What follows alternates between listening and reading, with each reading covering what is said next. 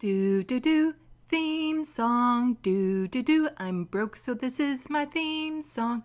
Do do do, just imagine this is an awesome theme song. Do do, theme song. Left of the box.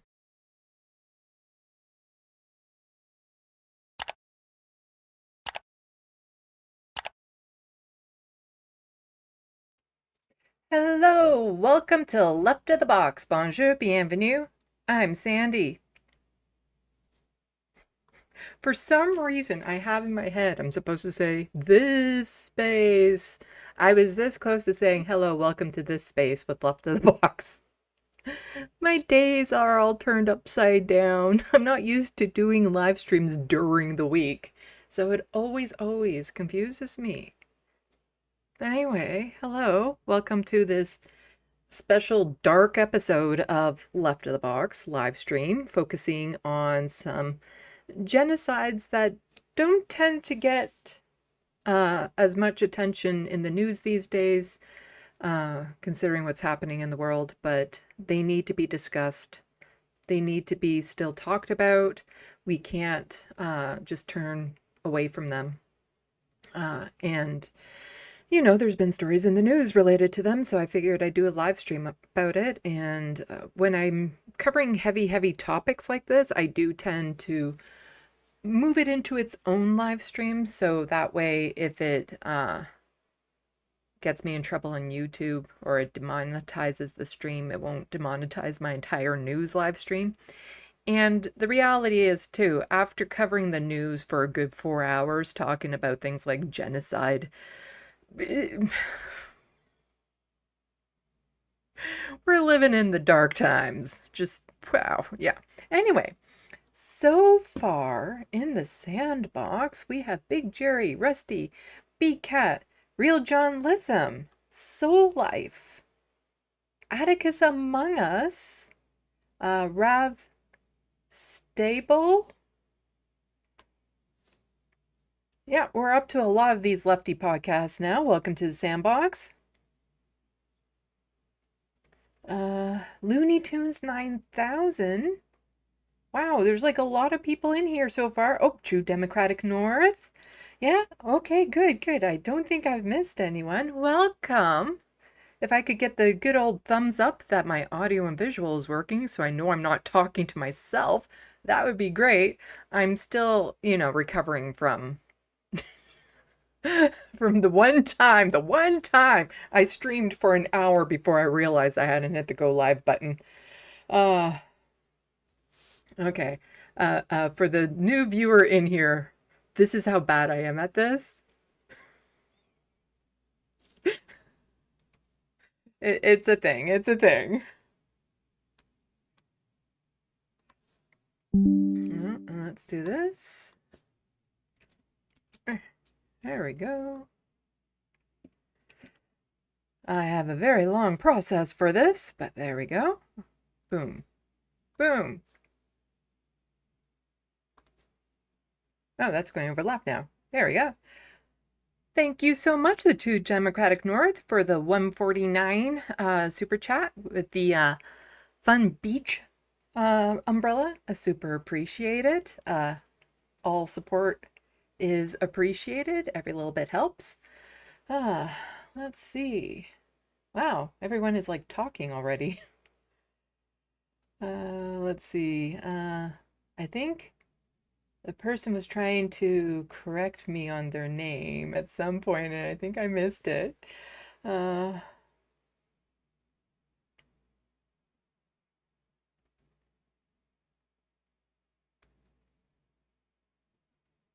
Oh, it's not stable?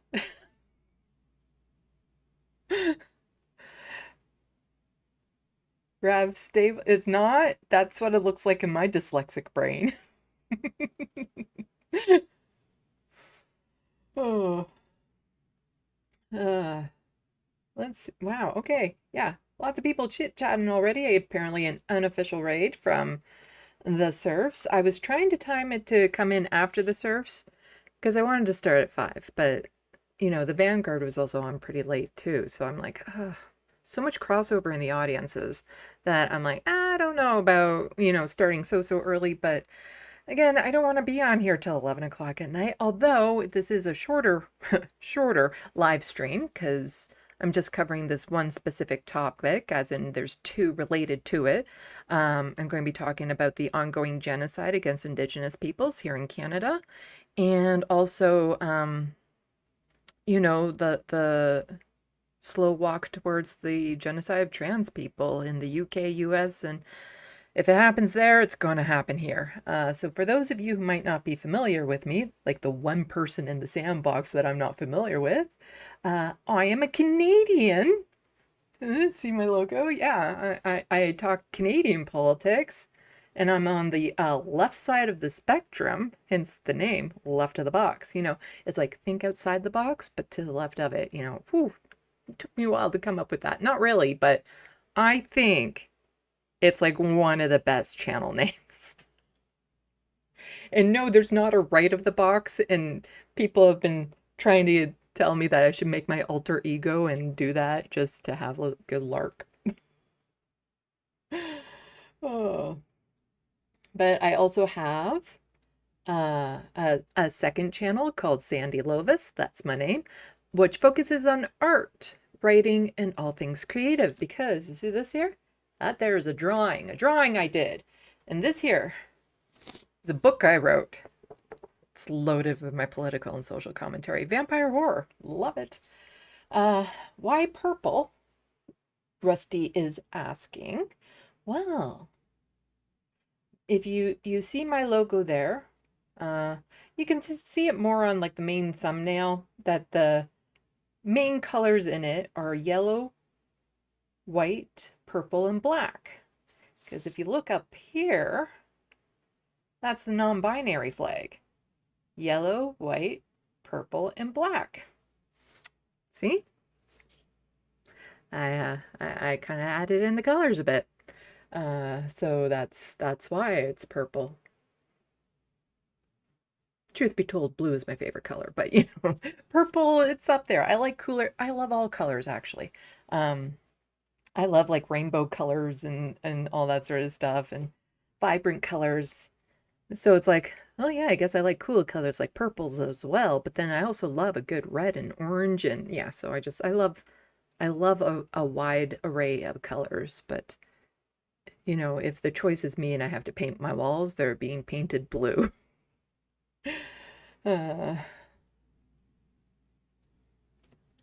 So let's see if there's anything that somebody is yelling in the SandBox that I need to address before we get started on this really dark subject.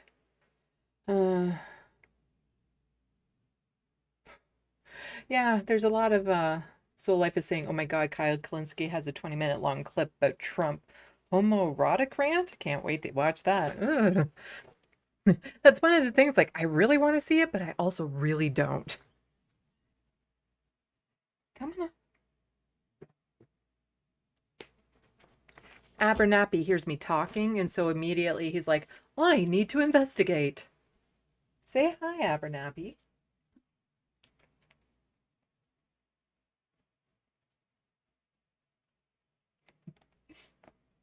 Super kitty, whoosh, whoosh, whoosh.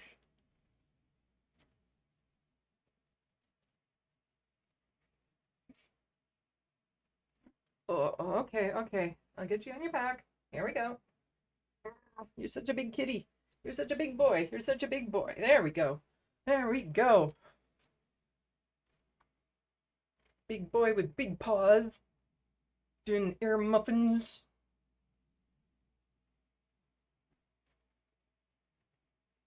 Making big muffins in the air with them.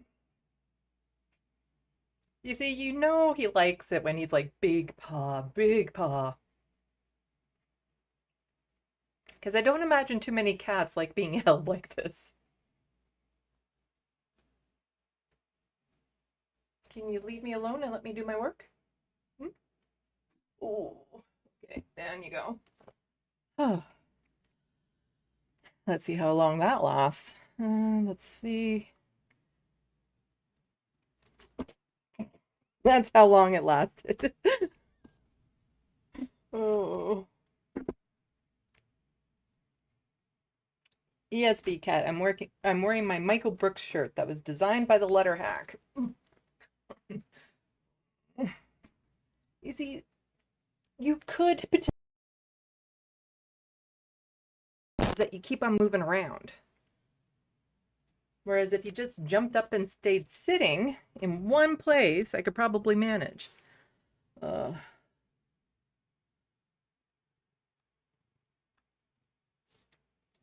Okay. Nope, don't eat the headphones. That's another problem I have with him on my lap.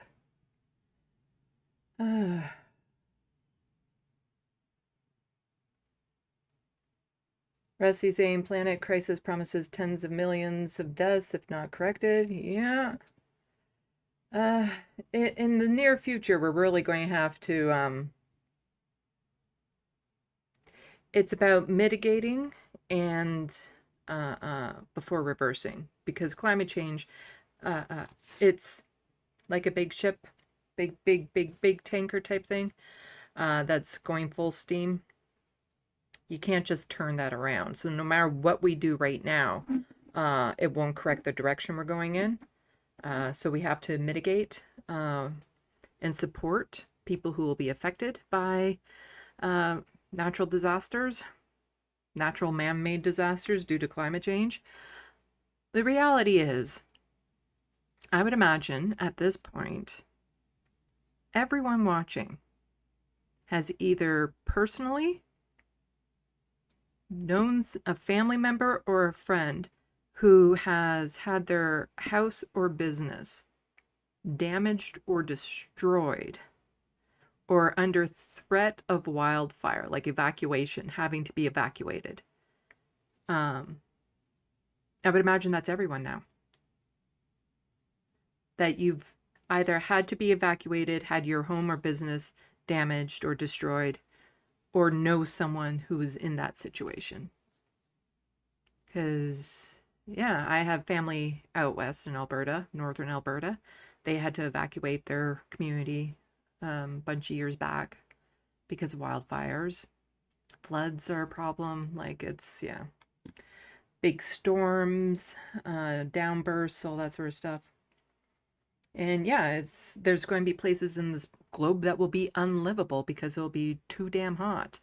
Right now in the UK, well, I don't think it's right now. It might have passed, but they recently had like a massive heat wave. And even though it doesn't sound hot to people who live in warmer climates, as someone who lives in southwestern Ontario, I can explain it. Because we also have very humid summers here. And so when you walk outside, it's like you just walk into a wall. Like you inhale and moisture goes into your lungs. And then it sticks on you and makes you feel greasy and grimy and all sweaty and stuff.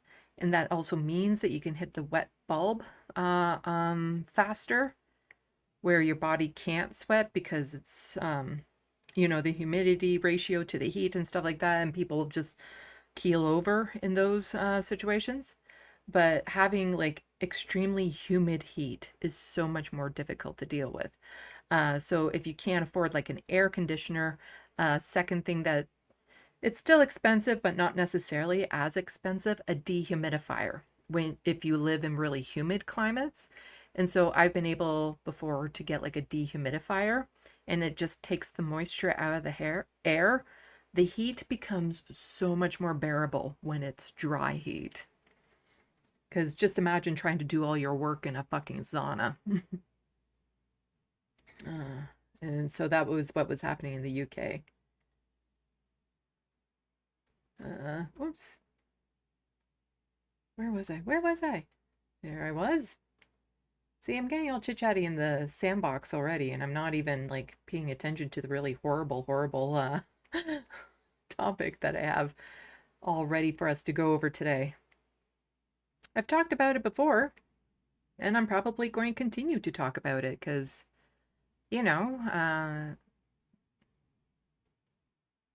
what happens to First Nations and Indigenous peoples here in Canada is a massive problem. The fact that the genocides are still ongoing. the increase in what's happening to trans folks, also an issue. Soul Life, I tried to advertise Lot B and Francesca, but if I outright announce it when the show ends, I get timed out, so I had to be subtle with it. I think I was too subtle. Ah.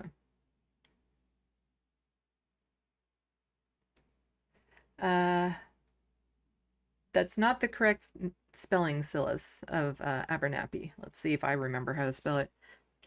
Abernappy.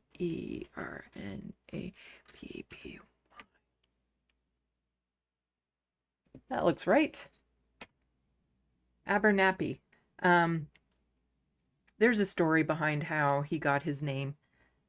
But just imagine a 5-year-old probably trying to pronounce Abernathy. Might come out more like Abernathy.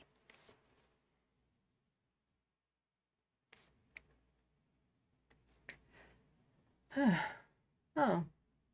I guess maybe Francesca's channel just has a rule about maybe not advertising on other channels in her chat. Yeah, we're all chatty this week, apparently.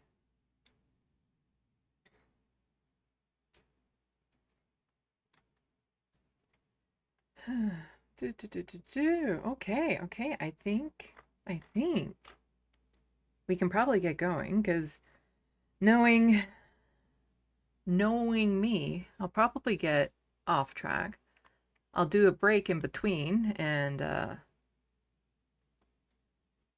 get more chatty in the sandbox, and then maybe relax a little bit after that to unwind, because again, this is heavy topics. Do I have a banner up about this? Banner small? Talking about stuff. Well, I have a banner here. It's just a placeholder text right now.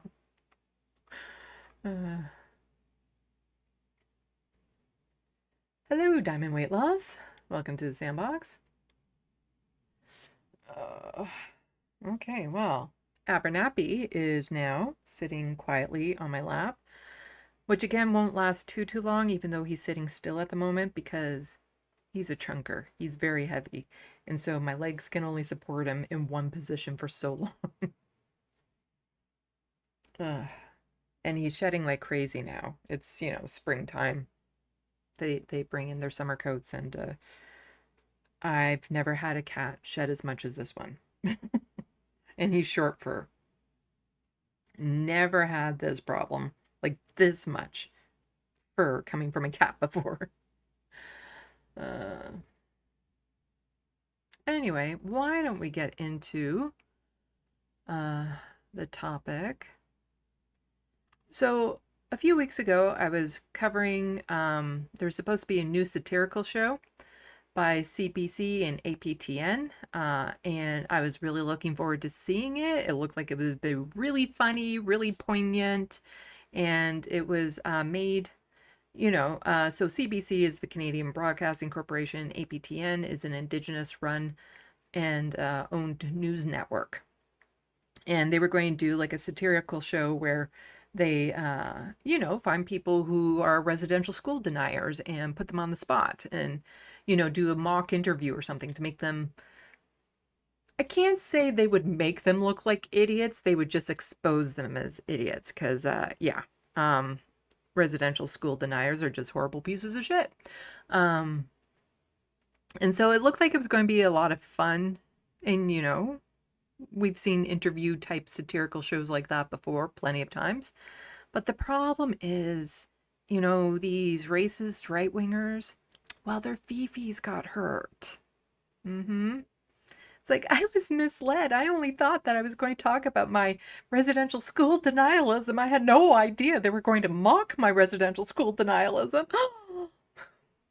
This is like, I can't imagine too many people like on the left getting into these same situations, because what if somebody on the right were to try to mock interview me, what am I going to say that I wouldn't actually be standing by? Like, well, I believe in, universal comprehensive health care for everyone, socialized housing, that the government should, make sure that we all have what we need to survive and thrive.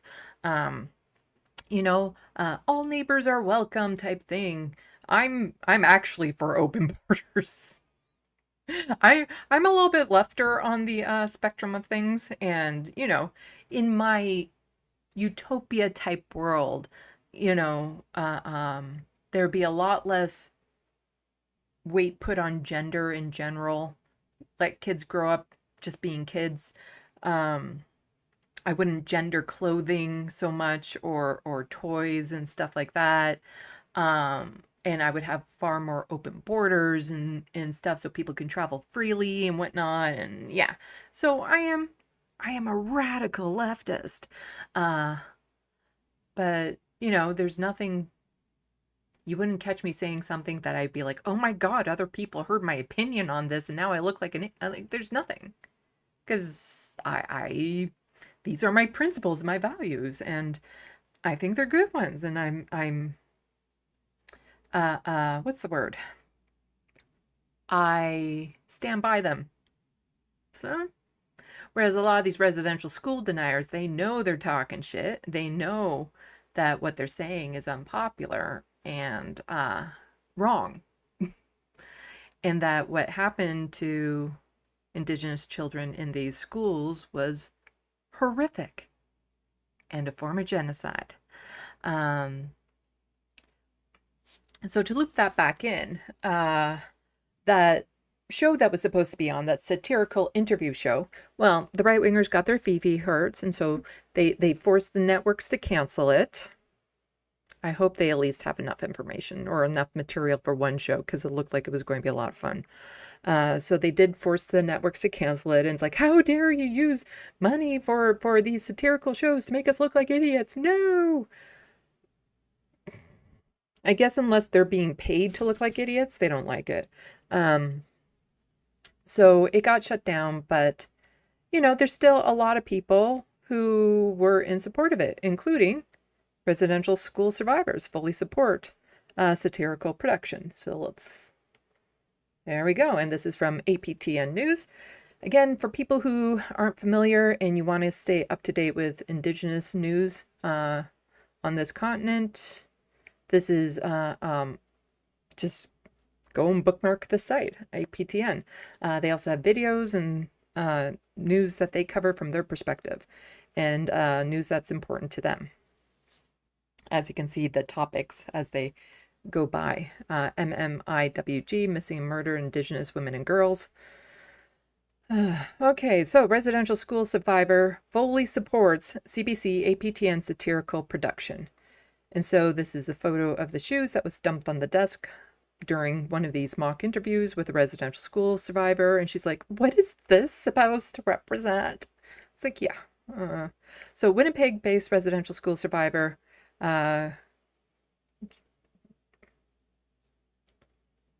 Giradlin Shingoose says she supports a CBC APTN production that use satirical interviews to catch subjects on residential school denialism or bias.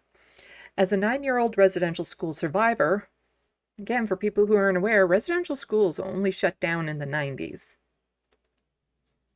So, yeah, there's lots of residential school survivors walking around today. I've always advocated for our residential school experience, she said, but in doing that, I want to protect our stories. As for this show, I fully support it, she said. The show, Northland Tales, has been the center of controversy following an incident where Frances Widdowson, who was... what? I clicked on something. There we go. Oh, there's a link here. Okay. Who was fired from Mount Royal University following comments she had made about benefits of residential schools. videotaped her conversation with one of its producers. Now, there are people, especially in British Columbia, it's really bad there, politicians, right-wing politicians, be like, well, these residential schools, they actually benefited the children in so many different ways. And you hear that same type of rhetoric, I think it was from some politicians in Florida, where they're like, you know what, slavery, not so bad. It actually taught them transferable skills. This is along the same lines, where it's like, look, they got an education. They learned to speak English. So it wasn't all bad. There were benefits. No, they were ripped away from their families, abused. Some of them didn't survive. They died in these schools. They were tested on, like medical experimented on, abused in every way that you can imagine. There's no benefits. So in the video, Widdowson said she had been flown to Calgary from BC for what she had been told was a show called Wake Up Canada. After an hour-long interview about residential schools, two men, who Widdowson believed were Indigenous, dumped a collection of children's shoes on the table in front of where she was sitting. She referred to those shoes as a Holocaust comparison, implying they represented the children who died while attending residential schools, but stated it was not accurate. During the interrogation, which happened shortly after the gotcha moment, producer Mike Smith said she had been given the opportunity to say the things she'd been saying in relation to residential schools, and Widdowson said she didn't know what he meant. Speak your truth. That's what he was asking. Just speak your truth. I've got nothing to be ashamed of. I just don't like being lied to, she said. I was given the sense that this was something different than it was, which I guess was the thrill of it, I guess. No, they gave you the opportunity to speak your truth. Why all of a sudden do you feel the need to not want to do that? Like you were so eager to speak your truth that you got on this plane and flew out of province for this interview. So it must be something you're passionate about. Well, they're letting you have the opportunity to say exactly what you want. I think it was trying to get at the truth, Smith said. Widdowson didn't argue, referring to herself as an honest academic. The show also included current and retired RCMP officers who said they were misled into taking part in a prank interviews to capture potential bias. Well, you see, here's the thing. If there is no bias, there's nothing to capture. Stage interviews also took place with the commentator Jerry Amnick and free speech advocate Lindsay Shepherd. And so again, for those who might have just found out about this channel, RCMP stands for Royal Canadian Mounted Police. They are surprisingly not standing for racist. And they were, this organization was created, so think of them like the federal police. They were created specifically to police Indigenous peoples. Kidnap children was actually in the job description. Like that was part of their job, was to kidnap Indigenous children and take them to residential schools. So Conservative MP Aaron Gunn, journalist Jonathan Kay, and Dallas Brody, leader of BC1 Party, were approached but didn't take part. The ultra-right wingers that were like, this sounds sus.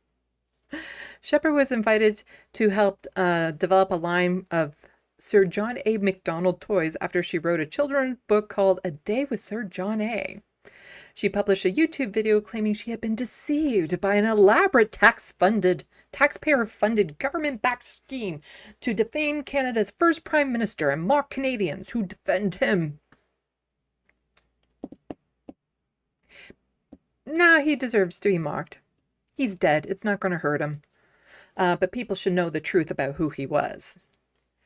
Seriously, what even sounds remotely funny or silly about this concept? It is just sick and cruel, she wrote on X, referring to the interviews involving the RCMP. On Monday, Gunn criticized the production in the House of Commons, saying it uses taxpayer dollars to deceive and lie to individual Canadians, including RCMP veterans. A CBC production used fake website, fake names, and fake companies to lure in supposed interviews about their lives and retirement, but it was just a front for a setup of some sort of twisted humiliation ritual in front of a live studio audience. This is insane, Gunn said. I'm pretty sure that's what he sounds like. I don't know. My impression's spot on. The use of fake names was confirmed in an hour-long YouTube video by RCMP veteran and political commentator Clinton Jaws, who's... Fuck, I thought I was long-winded. But he's like, I'm going to gripe about this specific thing for 1 hour on a YouTube channel. It probably has more views than mine, but anyway. Just, you know, I might have a tattoo of a snowflake, but these people, real deal. So this political commentator, Clinton Jaws, who said he had been led to believe he was being interviewed for a show called After the Call. In the wake of online outrage, the show has paused production, CBC and APTN announced on May 20th. We can confirm that CBC has made the decision to pause production in Northland Tales. As a broadcasting partner, APTN respects CBC's decision and is ongoing communication with them regarding next steps, APTN wrote in a statement sent to the media. APTN remains committed to supporting Indigenous storytelling and working collaboratively with our partners and bring important stories to the audiences across the country. At this time, we do not have additional details to share. However, Shingoose, a Winnipeg-based public speaker known as Grandma Shingoose on social media, said any coverage or art related to what survivors had to face, even satirical work, shouldn't be silenced. I want to make sure the truth is shared, she said, because we're not going to be around forever. There are probably over 150,000 residential school survivors, and most of them are not here now. But I want those stories to be out there and to continue to be shared, she said. Our stories need to be shared, she said, either through survivors from our leadership, from artists, even any Indigenous show. I support our stories. Shingoose said she had noticed a pattern in the people who were targeted, such as Widowson. She said Widowson is not a victim. She added that there has been a surge of similar denialism in online spaces. Now today in 2026, we're experiencing denialism, she said, like constantly, probably on a everyday basis. The residential school experience. They're saying we didn't experience genocide with that experience in school.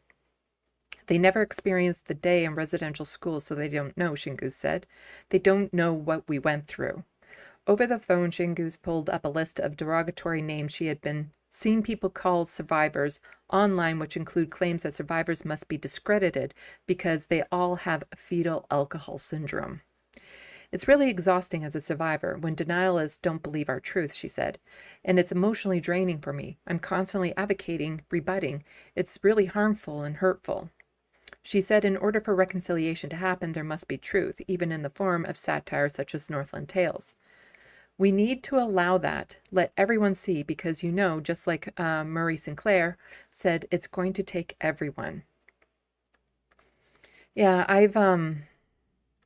there's I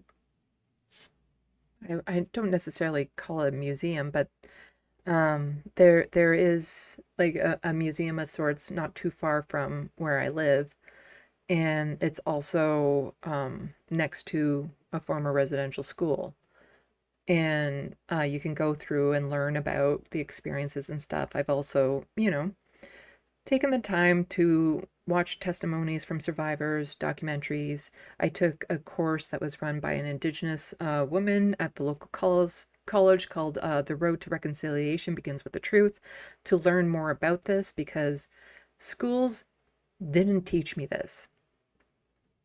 I did not learn about residential schools, like not really, when I was a kid. And it's scary because, had I been born in a different community, I could have been in one of these schools. And so like, to me, learning about what happened at residential schools, like really finding out and learning the truth, that was the beginning of my political awakening to Canada and what this country represents. So for me, it's important to, spread this information as much as I can and get to it. But, just what I've learned happened to them there. It's horrific. Absolutely horrific. There was something derogatory names. There was something else I think I was going to comment on about this before I continued. Hopefully it'll pop back in my head. Use of satire disgusting, says National Police Federation. National Police Federation President Brian Suave, I don't know how to say it, said he doesn't deny the harm and abuse which took place in residential schools, but argues that the use of satire in this context is harmful for everyone involved. Well, how about you let survivors determine what they feel is the context in which they want to tell their stories? I think, because it is all about him, on the one hand, if someone or some organization, regardless of which one, wants to attack the RCMP through investigative journalism or through any form of media, go for it, he said. Hopefully it's fact-based, verified evidence. Mounties were invited to an event in Vancouver where fake King Charles III and Prince William were presented. It turned out to be a CBC studio. The challenge that I think we see from our membership perspective is whether we're talking about the 60 scoops or residential schools or atrocities in prairies back in the colonization era, our current serving members and most retirees, like we're talking 60 years ago.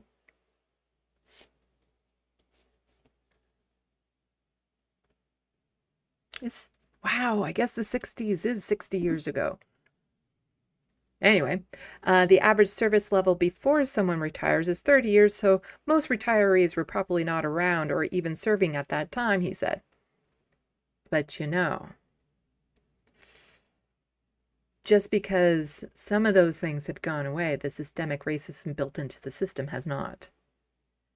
Which is why, when it comes to incarceration, 30% of men incarcerated are Indigenous.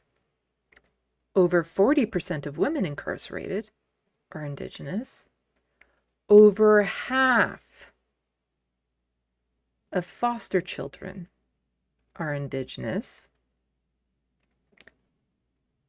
And they only represent roughly 5 to 8% of the population.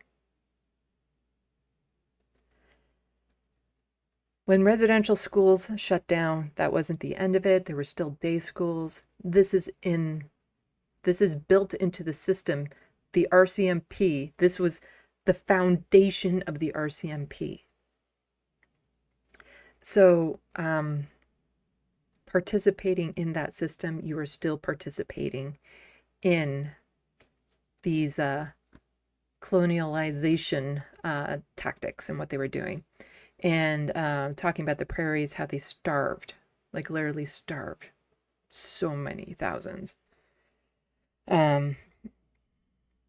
It's the things we don't talk about, we don't know. I have a book about that, actually. Do I have it here?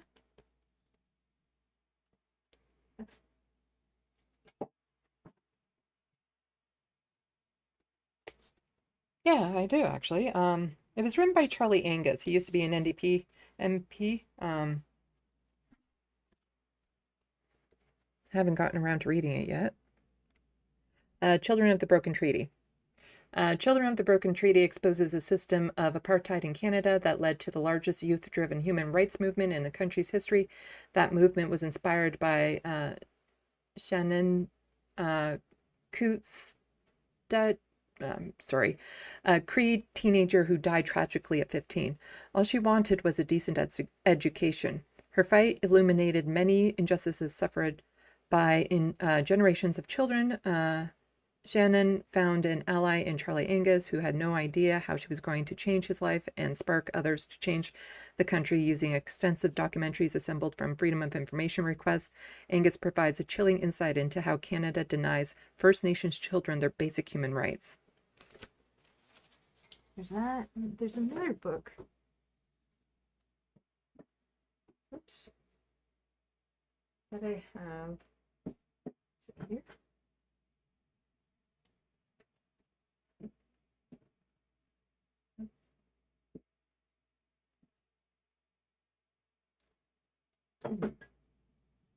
I know I have another book that's about what happened on the prairies.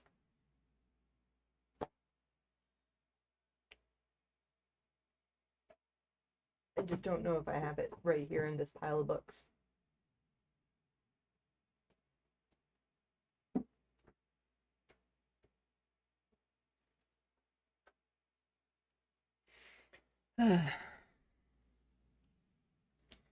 So, yeah, RCMP officers are still participating in this. It's just the nature of that organization. So Suave added that current and retired RCMP officers also suffered from trauma from the job, which has rendered this a distressing situation overall. Many members in law enforcement do suffer trauma. Usually they're the so-called good apples in the barrel, and that's why they don't last in the barrel, because they actually get traumatized by the horrors they see within the line of duty. And they don't tend to stay in the positions very long, leaving only bad apples.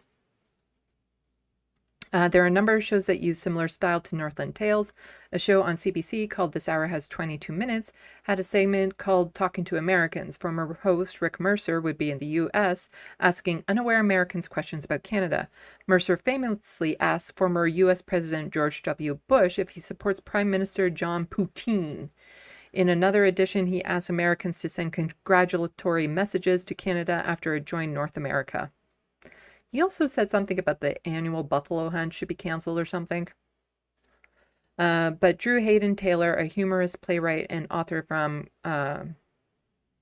this First Nation in Ontario, said the situation is a double-edged sword. In something like this, I'm actually split down the middle, he said. I'm all for pushing the envelope of humor, and not only that, using humor to explore larger issues. Good humor punches up. It's there to hold fire to the feet of organizations and people that are higher than us, who have control over various aspects of our life.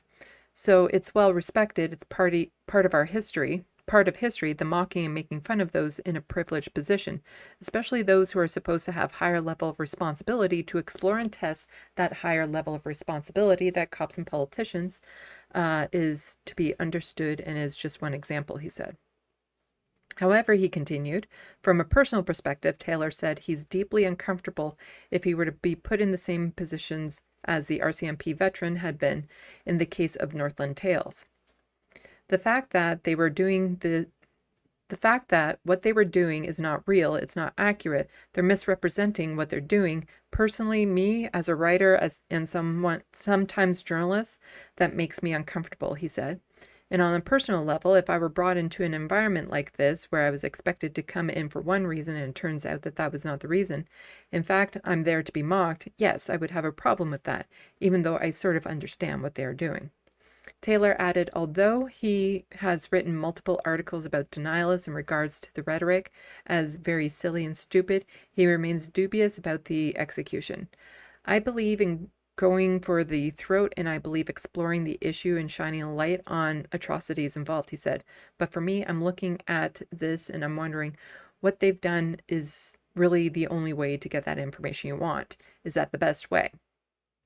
When it comes to right-wingers, mockery is actually the best way to get under their skin, to get things exposed. Humor, people pay attention to. It's like that sugar added to the medicine type thing. Because if I was just doing a dry read, not adding in my inflections and funny voices and stuff like that, when I'm doing, even heavy stories like this, it'd be much harder to listen to. And it's easier to tune out. But when you add humor, even to the most tragic stories, it helps people listen and pay attention. Let's see how much more.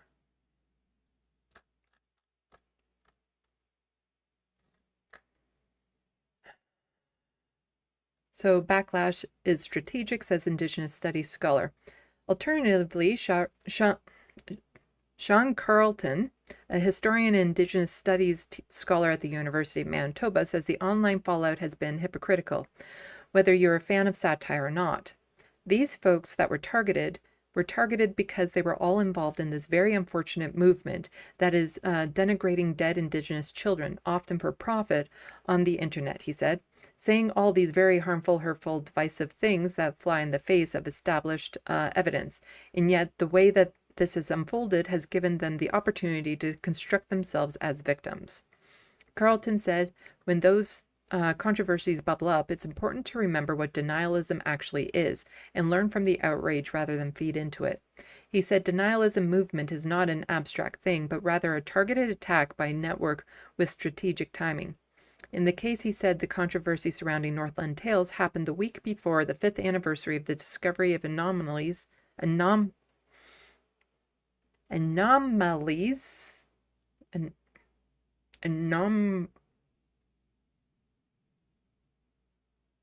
what I'm trying to say. It's right there. This word, near the former site of a residential school in Kamloops, BC, which could indicate over 200 unmarked graves. And I think we need to see the damage of denialism is much wider and deeper than most people realize, he continued. And I keep arguing, listen, this isn't a partisan issue. The poisoning of the political relationship between Canada and Indigenous people harms everybody, Indigenous people, but not Indigenous people as well. But non-Indigenous people as well, across all political stripes. It makes the foundational relationship of this country that much harder to navigate, and reconciliation is trying to work together more respectfully. Carlton added that reconciliation requires a diverse toolbox with the emphasis on education so that general public is able to question where the outrage should be directed. If not satire, he said, there should be a different way that still involves teaching people how harmful this really is. The more we see it as a network, as a movement, understand who's involved in it, and see how we can challenge it, I think the better we're going to be in the long run. The better change we'll have at actually establishing a better relationship with Indigenous peoples in Canada. Otherwise, we're going in the wrong direction, and these folks would love that. Oh, that's something that I was going to mention earlier, is that in one of my live streams not too long ago, I was showing that there are some Indigenous peoples, especially in BC, who are saying that this is the first time, I believe they were politicians, saying this was the first time that they actually felt like their rights were being rolled back. Like, trying to get any sort of reconciliation, it's like baby steps forward, and very little has been done, but it was still going in the correct direction. But more recently, they're actually feeling like their rights are now being actually taken away, going back, that the increase in racism and just hatred towards them is starting to skyrocket, which is, again, part of the reason why these stories need to be shared, so we can hopefully correct that course. Shingu's echoed Carlton's thoughts on misdirected rage, saying that in the end of the day, people should be outraged at how survivors were treated, rather than the execution of a satire show. People should be mad about our experience, she said. Look at the 2015 final report. It's all in there, and denialism takes it away. They're taking away reconciliation. It's almost like it's us and them. It's not that. So,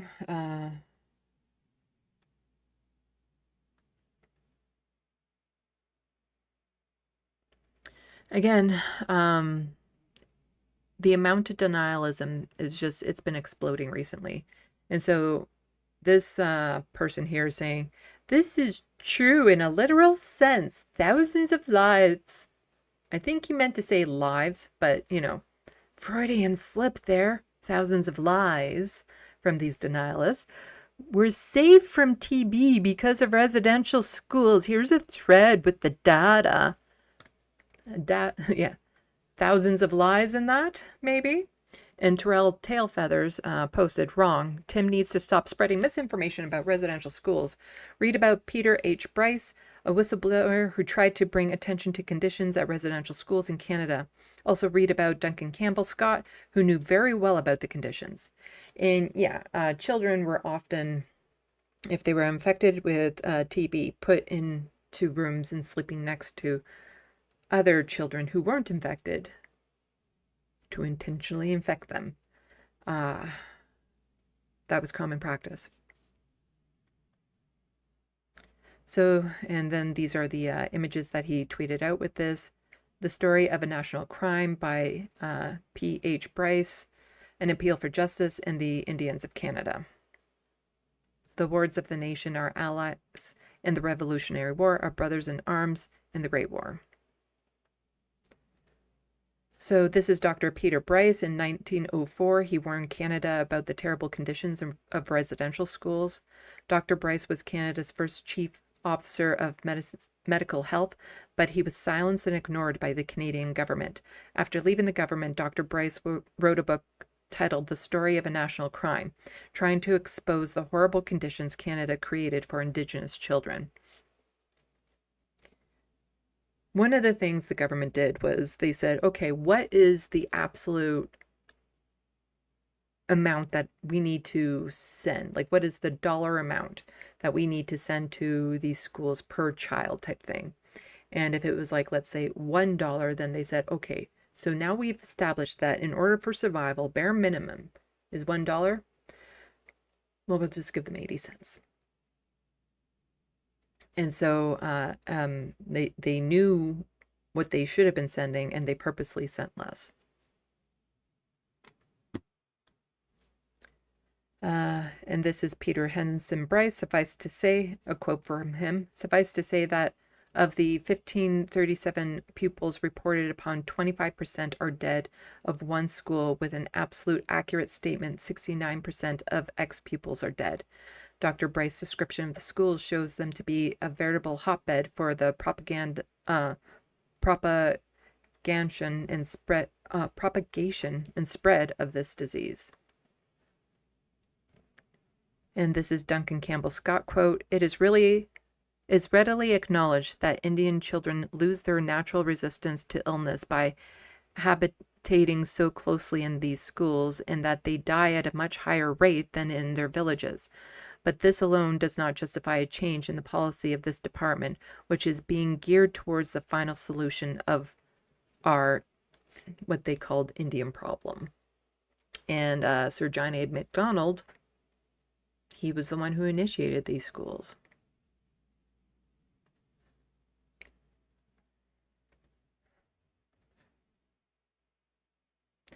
And again, this is ongoing. The genocide towards Indigenous peoples here in Canada has never stopped. And so the serfs had tweeted out this article here because the National Post, a right-wing rag here in Canada, says, Danielle Smith gets it. Aboriginal rights have gone too far. But the serfs are pointing out the forced sterilization of Indigenous women was only criminalized last year. A legacy of colonialism.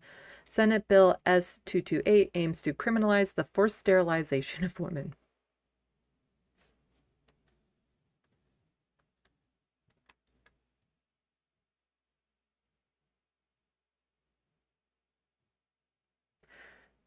Sorry, just catching the breaking news. But a little bit more on the sterilization of Indigenous people. So this is from CTV News. Report sheds lights on decades of Indigenous women's forced sterilization in Quebec. I haven't actually watched this video yet, so let's watch it together.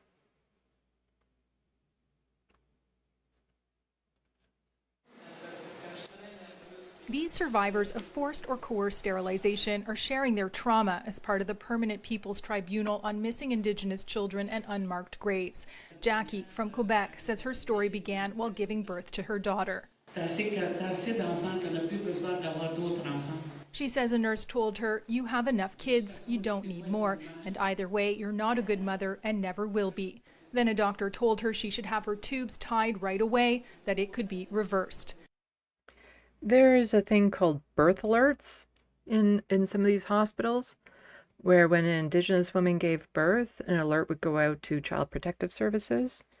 And sometimes what they would do is they would threaten the woman saying, unless you consent to having your tubes tied, we'll take your child. That was one of the coercive ways of sterilizing them. But a few years later, when she wanted more children, she was told the procedure she'd had was permanent. A new report out of the University of Quebec, Abitibi-Témiscamingue, shows Indigenous women in Quebec continue to face this kind of violence. Obstetric or gynecological violence, or OGV, can be verbal, emotional, or psychological, physical or sexual, or ethnic-based discrimination. Combined with their first report from 2022, the researchers have collected testimonies from 132 Indigenous women. They found 58% were subjected to forced sterilization. The most recent case was in 2022. 39% experienced other forms of OGV. We know since years, since decades, that this kind of violence happened amongst First Nations Indigenous women in Canada. It's not a surprise.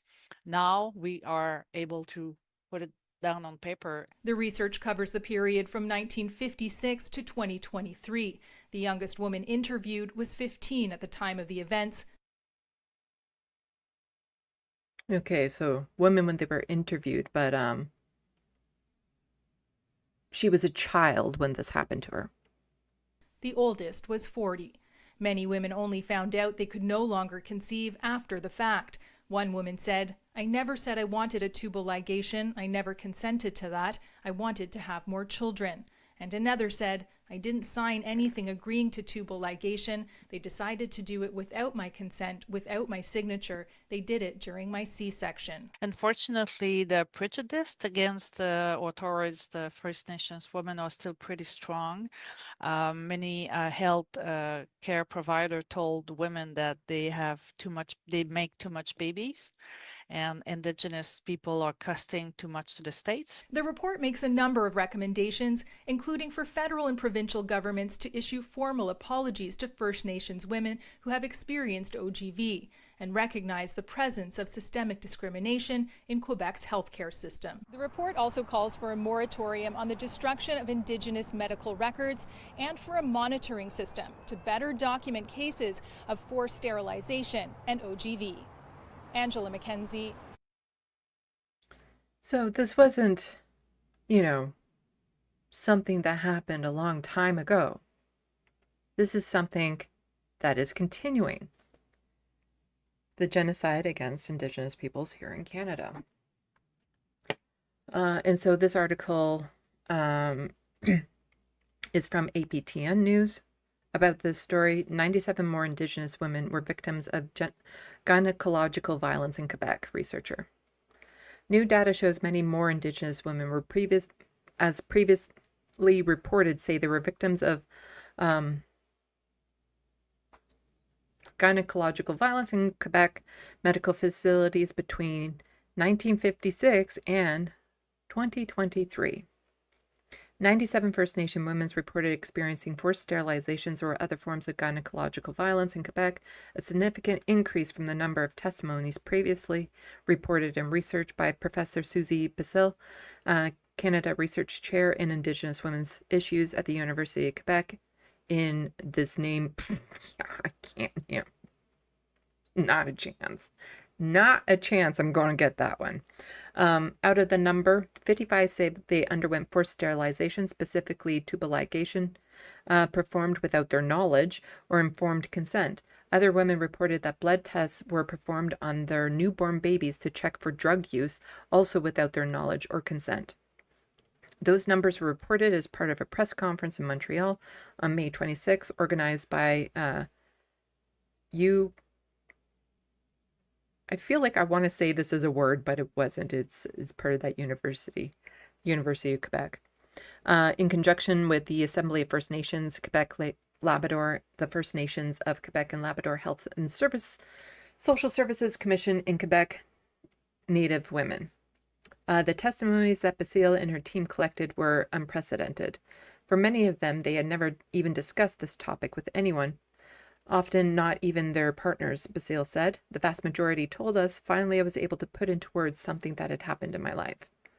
Some of the women Basile noted also reported being targets of racist comments by medical staff who told them they had too many children and that cost the government too much, and that they should stop having kids because they are irresponsible and bad parents. Derek Montour, a chair of the board of directors of the First Nations Quebec and Labrador Health and Social Services Commission. He said the women daring to speak about their experiences at all is an act that deserves to be highlighted. Your resilience is a powerful and moving tribute to all First Nation girls and women, Montour said, those who came before us and those who are here to follow in our footsteps. The first phase of Basile and her team's research into Indigenous women in Quebec and who were victims of I know this word. Gynecological violence spanned a period between 1980 and 2019, during which researchers identified 22 cases of forced sterilization. They reported those numbers in 2022. The press conference represented the second stage of research, with the total number of testimonies from both phases of research now numbering 132. This number is most likely a lot higher because as was stated in these reports, some of these women were sterilized without their knowledge. So there could be people out there right now who maybe were trying to get pregnant, couldn't, or just going about their lives, not really thinking about it, not realizing that they have actually been sterilized. Because that's not something you would normally ask your doctor. You wouldn't necessarily go in and be like, oh, by the way, can you check to see if I've had this procedure done? So there could be a lot more cases out there of people who are just unaware that it has happened to them. However, Basile said this figure could have been higher since 17 additional testimonies could have been collected, but the women involved could not be reached. At the moment, there are 132 beads embroidered on the belt atop a ribbon skirt that was on display at the press conference. It represents all the women who are unable to be here today and all those who may have passed away and who have been silenced all these years, said Montour. Basile confirmed 2 of the women who have shared their experiences have since died. I'm going to put the rest of this into the SandBox so that you can finish reading it. I'm just going to, yeah.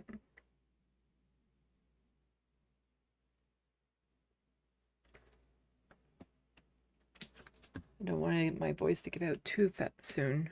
So there's the article so that you can finish reading it. And again, I also just recommend people go and check out this news networks because there's still a fair bit to get to. So more reporting from APTN News. Canada responsible for genocide, crimes against humanity, says International Forum. Yes. Now, what you will often hear the government acknowledge is that there was a cultural genocide, especially when it comes to residential schools. And I believe like even Justin Trudeau would acknowledge, you know, there was a cultural genocide. And there's very specific reason why they use that language is because if they just acknowledge it as a genocide, then that means that certain actions need to happen. You know, trials and what's the word when you begins with an R, restitution. You know, looks into systems of how this happened, potentially people going away to jail. But that's only if it's labeled as a genocide. If it's labeled as a cultural genocide, it doesn't fall into that category. So the co-chair of Permanent Peoples Tribunal, PPT, on missing and Indigenous children and unmarked graves in Canada said the panel of international human rights experts has no difficulty in accepting that the pattern composite acts described by Indian residential school survivors and other experts over the course of the last week constitutes genocide. In international law, genocide needs not involve mass killing, says co-chair Francis Weber in English, an English barrister. It can be a slow and continual process. Oops. I'm getting a spam call. Not right now. It can be a slow and continual process taking over centuries. In Canada, the genocidal acts include the forcible transfer of children from one group to another. The genocidal intent behind the forced removal of children was explicit. Through members of the PPT use legal language describing their members as judges, accusations against the states as incitements, and the person levying the incitement as a prosecutor, the PPT is legally non-binding international form. Its role is to assess the likelihood the states or large organizations could be found guilty of major crimes if in fact they could realistically be prosecuted.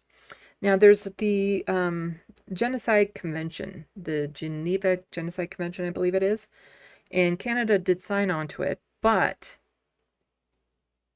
when Canada signed on to it, there was a grandfathered clause in it that it would only count for genocides this country would commit after a certain date, which was well after the genocides they committed, but you know, as I'm showing here, are continuing to commit. So, you know, again, little loopholes that this country likes to find when it comes to these sorts of things. So again, I'm going to put the rest of this article into the SandBox for people to read over if you like. So the full report by the 57th Permanent Peoples Tribunal is due in September. So I imagine I'll be covering more of that then.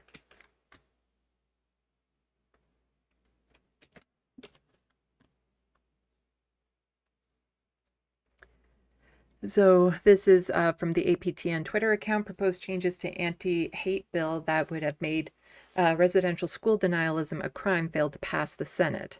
Jennifer, your guess is as good as my name, weighs in on the situation and the issues of denialism.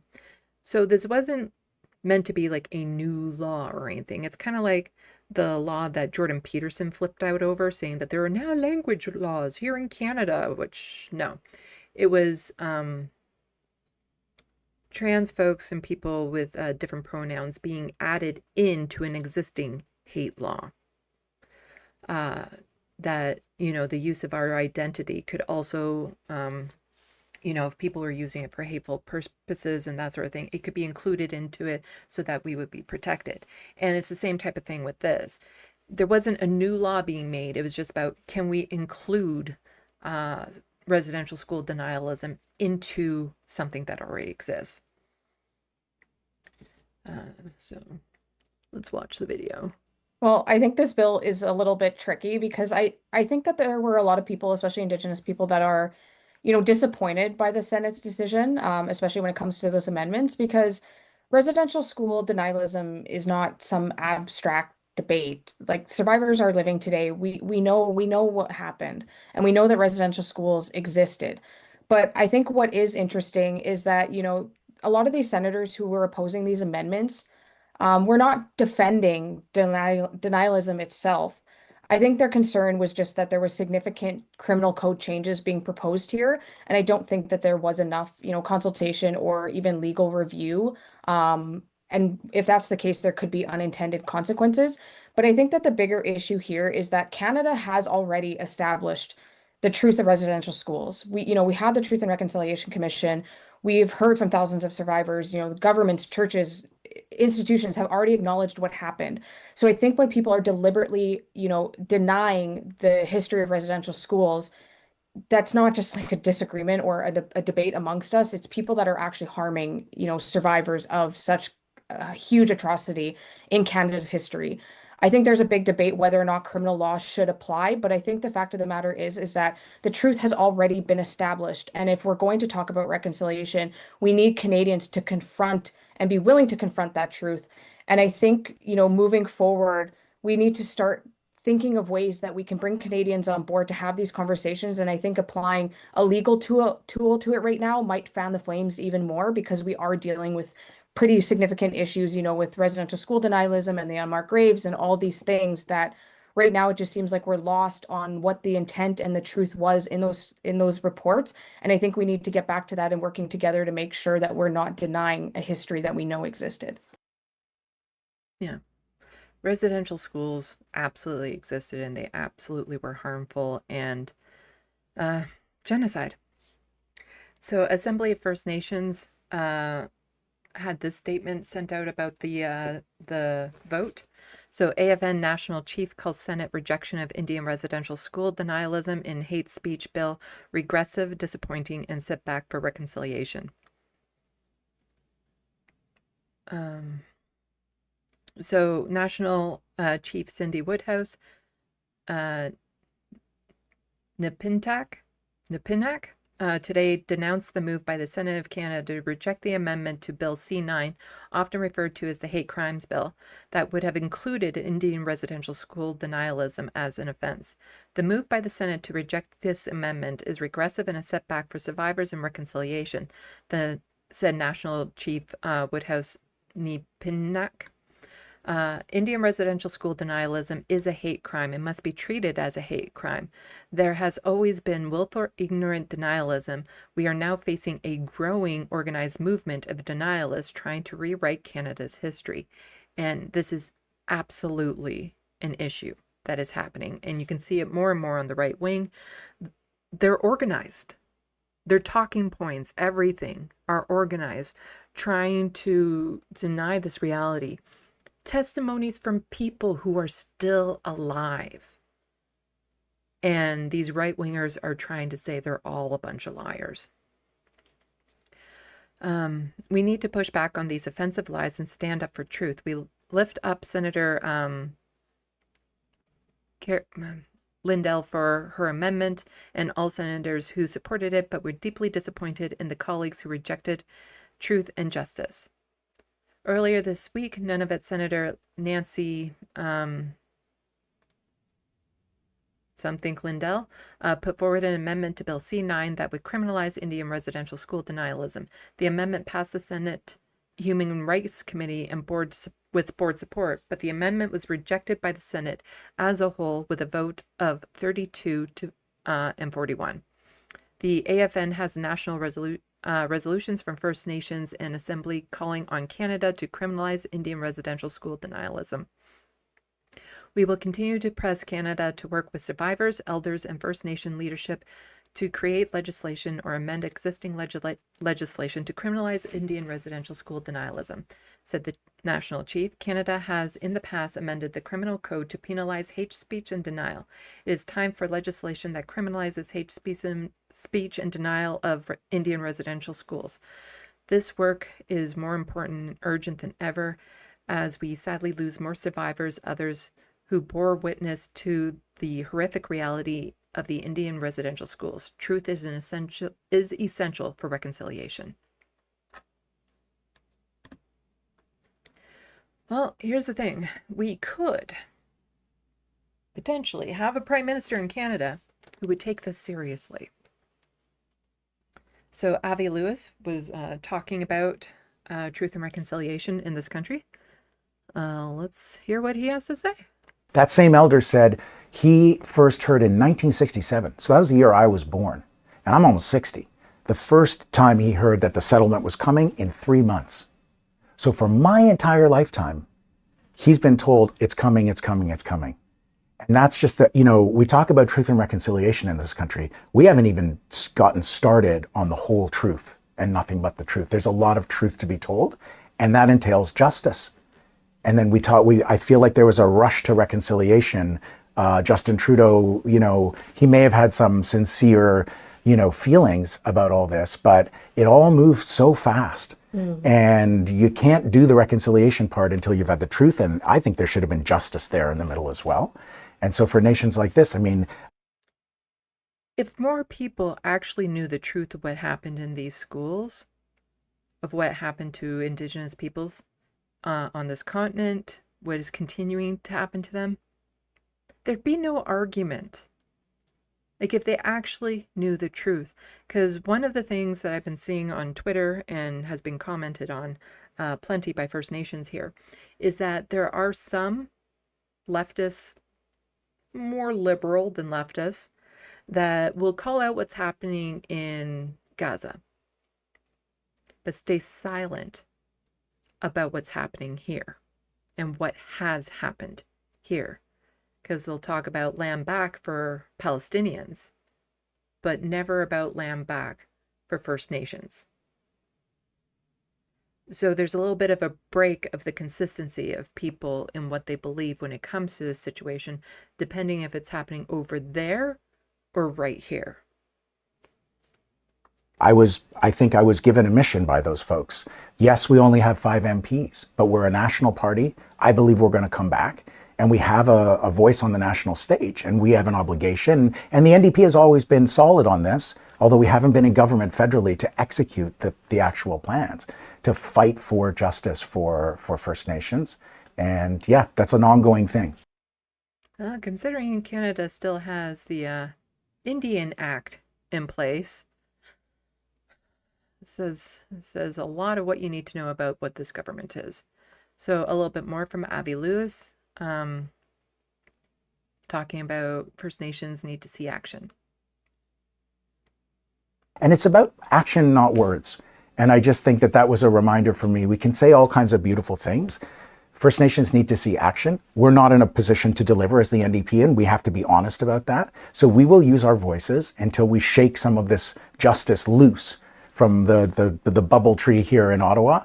And I hope that we can prove it with facts on the ground and not just with flowery rhetoric.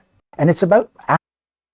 And that's what I say a lot of the time, especially when it comes to politicians or people in general, is like, don't judge a person on what they say or think. Judge them on what they do. So, Justin Trudeau kneeled down at an unmarked grave with a teddy bear, tear trickling down his face. But what did he actually do? Oh, he fought Indigenous peoples in court, children and survivors of residential schools. He fought them in court over and over. He would appeal, even though the court ruled in favor of the First Nations. The Justin Trudeau government would appeal it, spend millions, hundreds of millions of dollars on these court fights instead of just paying out. It would have been cheaper, but they didn't want to set that precedent. And I know I've covered that a long time ago on this channel, the actual numbers behind it and whatnot. But yeah, I don't care what the government says when it comes to First Nations. I care about what they do. And so they can say all the nice flowery language, but unless there's actions behind that, those words are empty.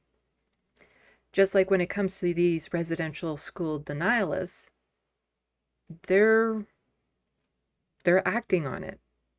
They're trying to pass legislation. They're trying to erase history. They're trying to, make life worse for the survivors of these schools.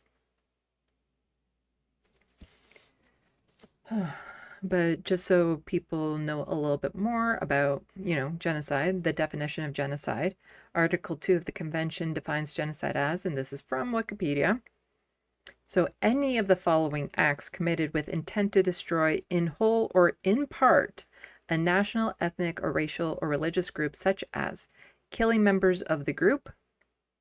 Canada definitely did that. Causing serious bodily harm or mental harm to members of the group. Yep.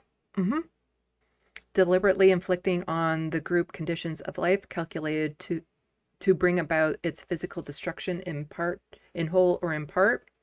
You know, right now there are dozens of indigenous communities that don't have clean drinking water, and there are some that have toxic, like just the environment around them is killing them, even though it's the federal government's responsibility to make sure that, you know, everything is up to code. So imposing measures intended to prevent births within the group. Yeah, we just covered that one. Forcibly transferring children of the group to another group, residential schools and foster care. Huh. Yeah. And that is also in the criminal code, but they don't want to put residential school denialism in with it. So every person who advocates or promotes genocide is guilty of an... What? No, I don't have an event right now. So yeah, every person who advocates or promotes genocide is guilty of an indictable offense and liable to imprisonment for a term not more than 5 years. So again, in Canada, we do not have free speech. We have freedom of expression. And so this is some of the speech that you can actually be imprisoned for, is advocates or promotes genocide. So I can't sit here and advocate or promote a genocide, but the Canadian government can sell weapons to a country that is committing a genocide.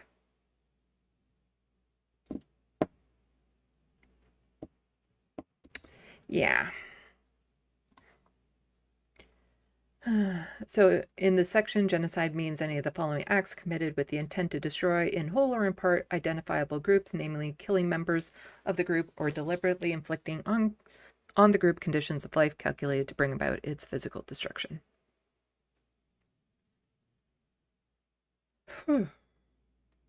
Heavy topic. And back after the unmarked graves were found at Kamloops, a couple more schools, they found potentially unmarked graves as well. And I was just doing a video essays at that point still, and during one of them I was just hit really hard and ended up breaking down in one of the videos. And I did a video talking about Canada's genocides and all that sort of stuff. And I also made a image, and I recently updated it just to make it easier to read and a little bit more. This is it. Gotta go over here. So Kamloops, St. Anne, and Brandon were residential schools that were all in the news roughly around the same time, with like the number of unmarked graves was over 700 between the three of them, I believe. And so all the names that you see here, all the print, those are the other residential schools in Canada. There's over 100. I put every name of a residential school onto this image. And at first, when I was originally going to make this, I wanted to put all the names just on the iceberg. There wasn't enough room, as you can see.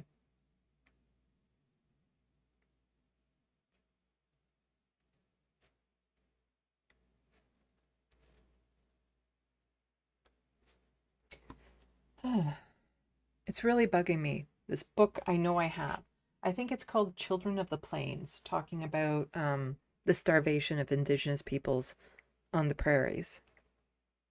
Or it could be Children of the Prairies. I know I have this book. Just a second. I'm going to look. Here, I'll put this back up so people can see it while I'm looking.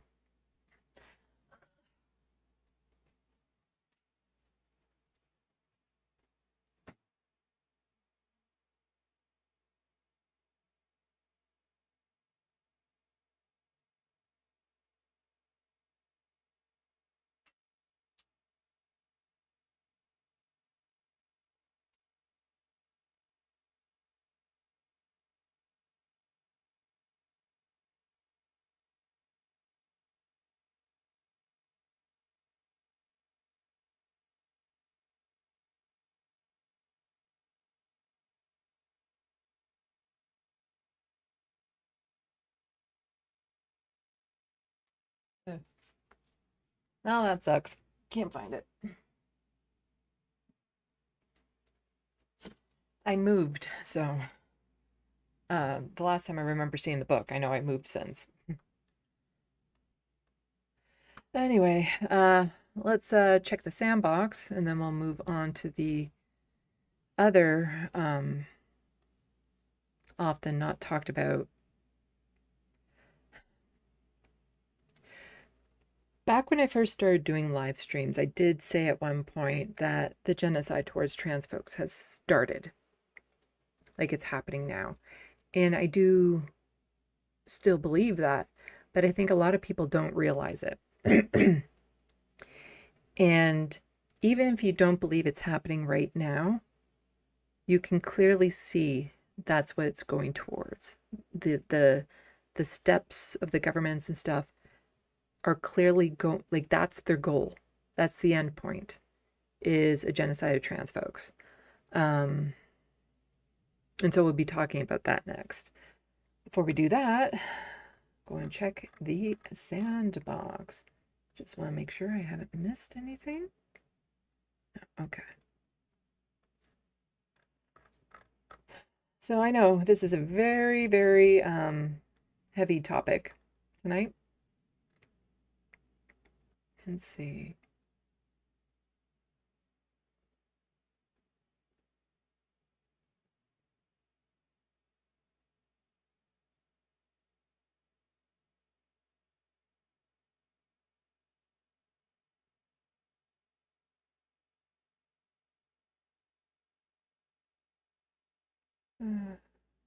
People hearing a beep? Could be my phone. I should probably put the volume off, but then I forget to turn the volume back on. Come on. There we go. There, I put it on buzz.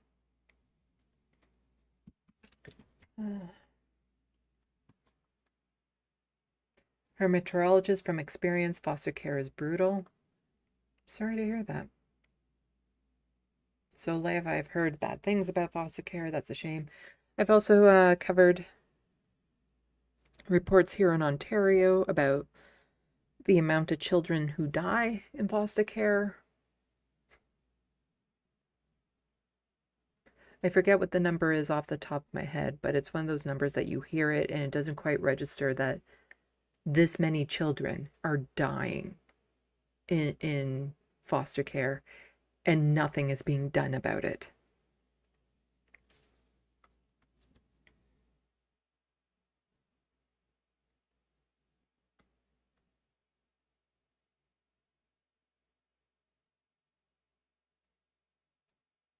Her meteorologist, like everything, there is good ones. I was working with a program to help other foster kids with some life skills.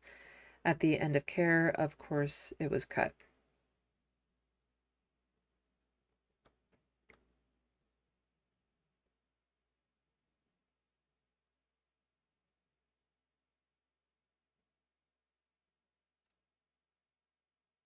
Philip Blair, welcome to the SandBox. Mad about Texas right now. I don't know what's happening.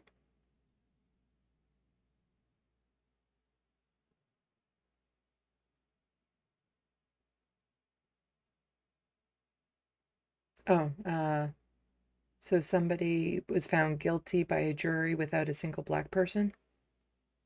I don't know the story behind that.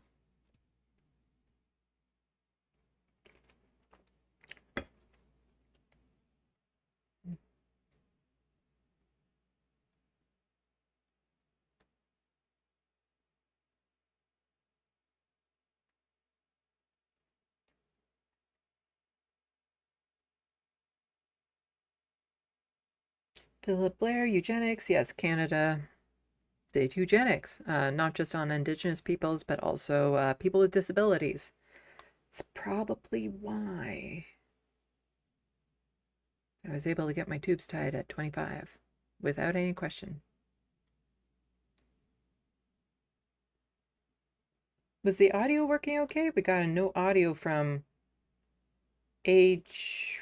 Rathan Harthenrathy. Well, there's a K in there somewhere. Hopefully you guys were hearing that. Usually people would be screaming at me if you weren't hearing the videos.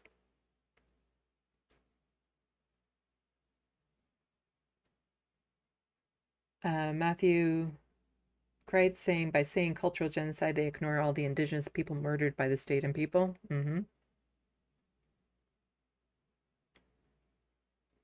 Philip Blair, you know what the architects of residential schools and our current education, and that they intended the system to do, unalive the Indian to save them.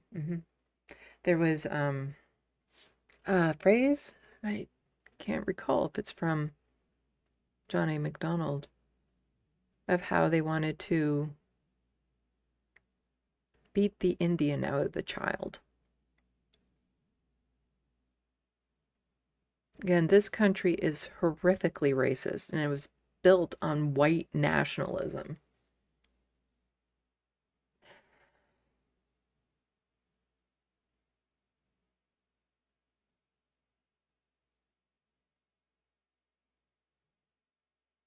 Philip Blair, Autistic America, average life expectancy is 36 as of 2017, study published in the American Journal of Public Health because of self-unaliving, mostly during our so-called school years.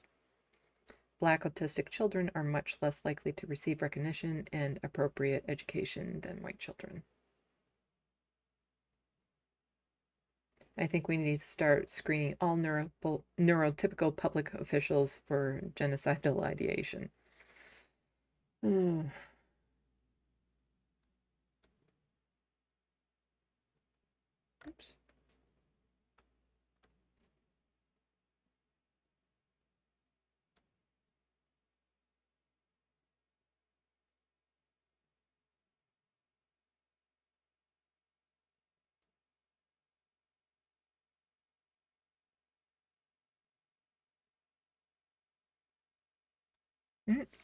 Getting an audio was good. So apparently Carmelo Anthony is a black, likely neurodivergent 17-year-old who was being relentlessly tormented by a white neurotypical football player. He started to carry a weapon, eventually used it.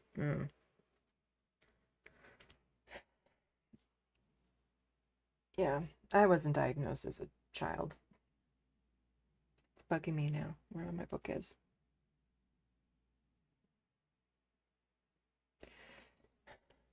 Maybe? Sorry.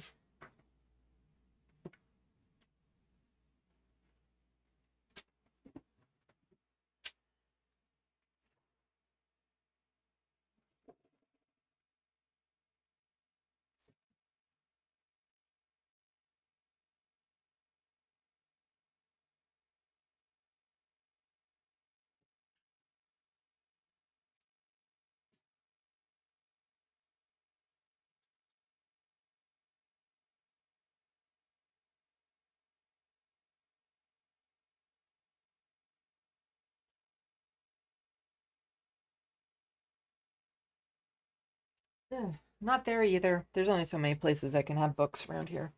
Must be hidden somewhere really good.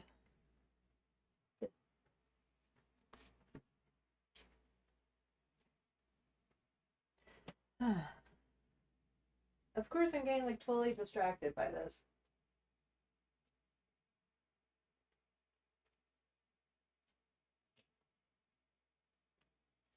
Anyway, I should probably get back to this. Oh, yeah. So on to the next docket.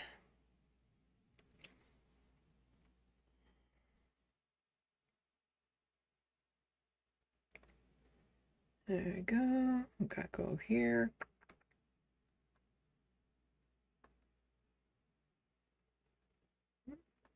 There we go.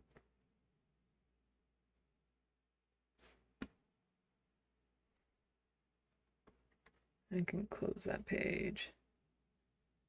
Close tabs. Okay.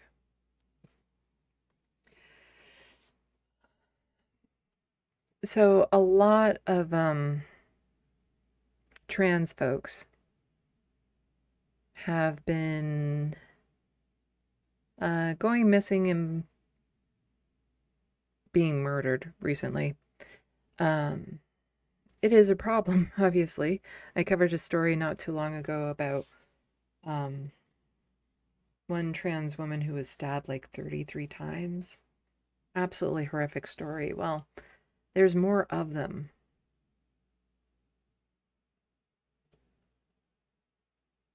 So Murray Frost, a 22-year-old Northern Kentucky University student, had been missing for nearly a week after never making it to class on April 27th.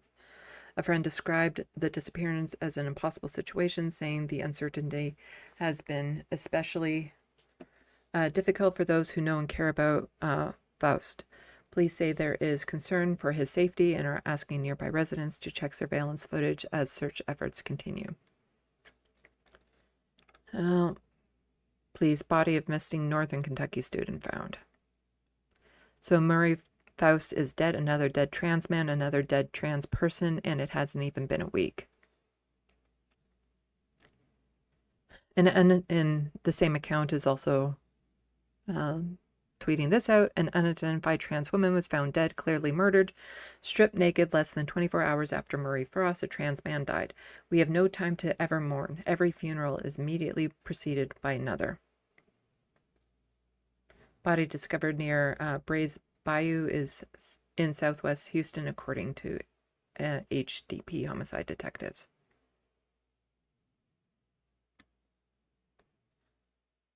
And there's more. There's an ongoing trans genocide, and the only people who seem to care are trans people. There have been 13, in quote tweeting this account here, there have been 13 trans people who have been murdered since April 1st, 2026. And it goes on to list the names.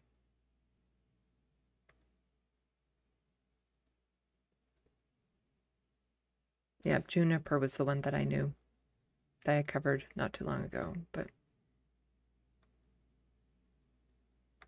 so many more.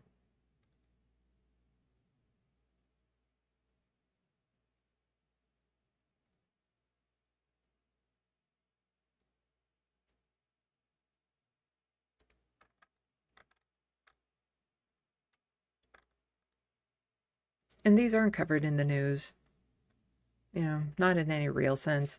The only way that you find out about these things is through, you know, for all the faults Twitter is, this is still how I come across a lot of this information.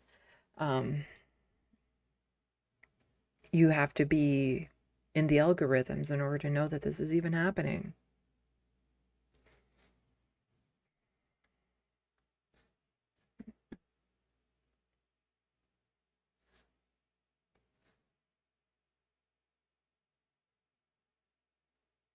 And then here in Canada, in Toronto, there's this. A trans woman was beaten to death in Toronto, and police are having trouble identifying them.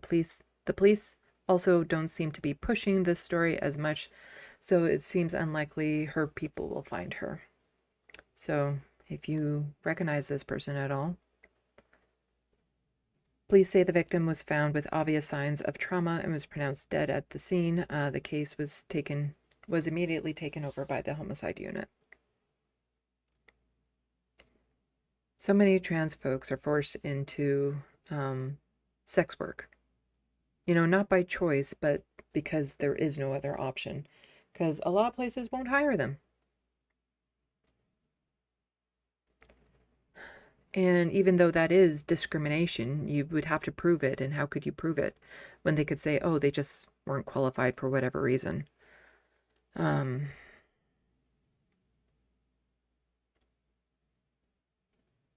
But like all the trans people I know, they have dealt with assaults and abuse and trauma. All of them.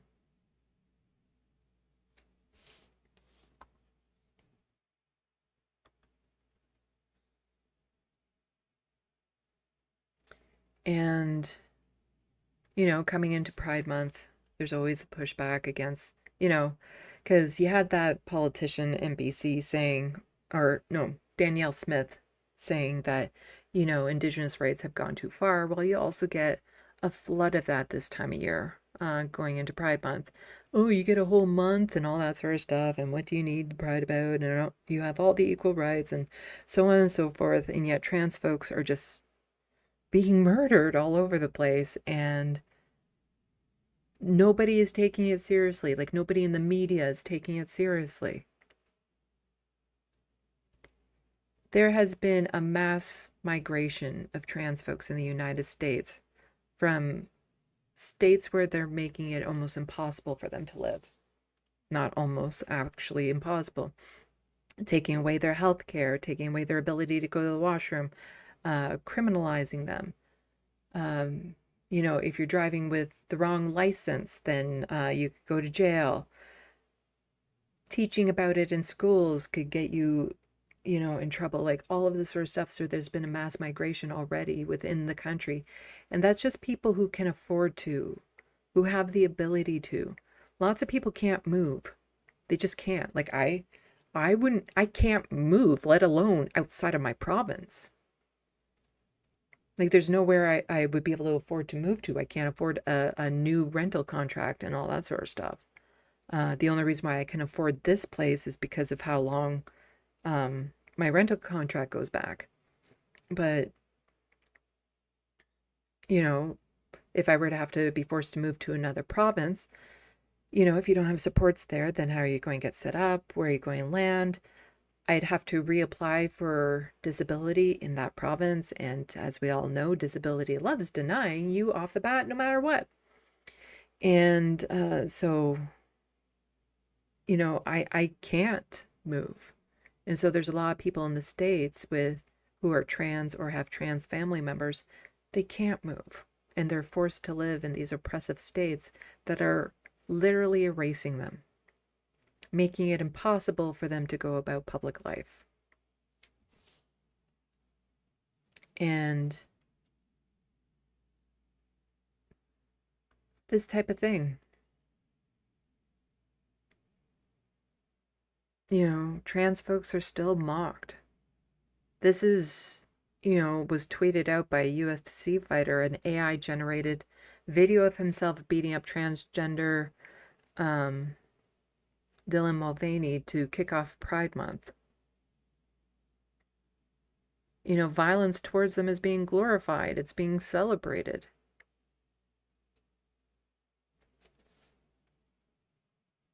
You think he's going to lose his job over this? That he's going to get called out? That he's going to face any repercussions for it?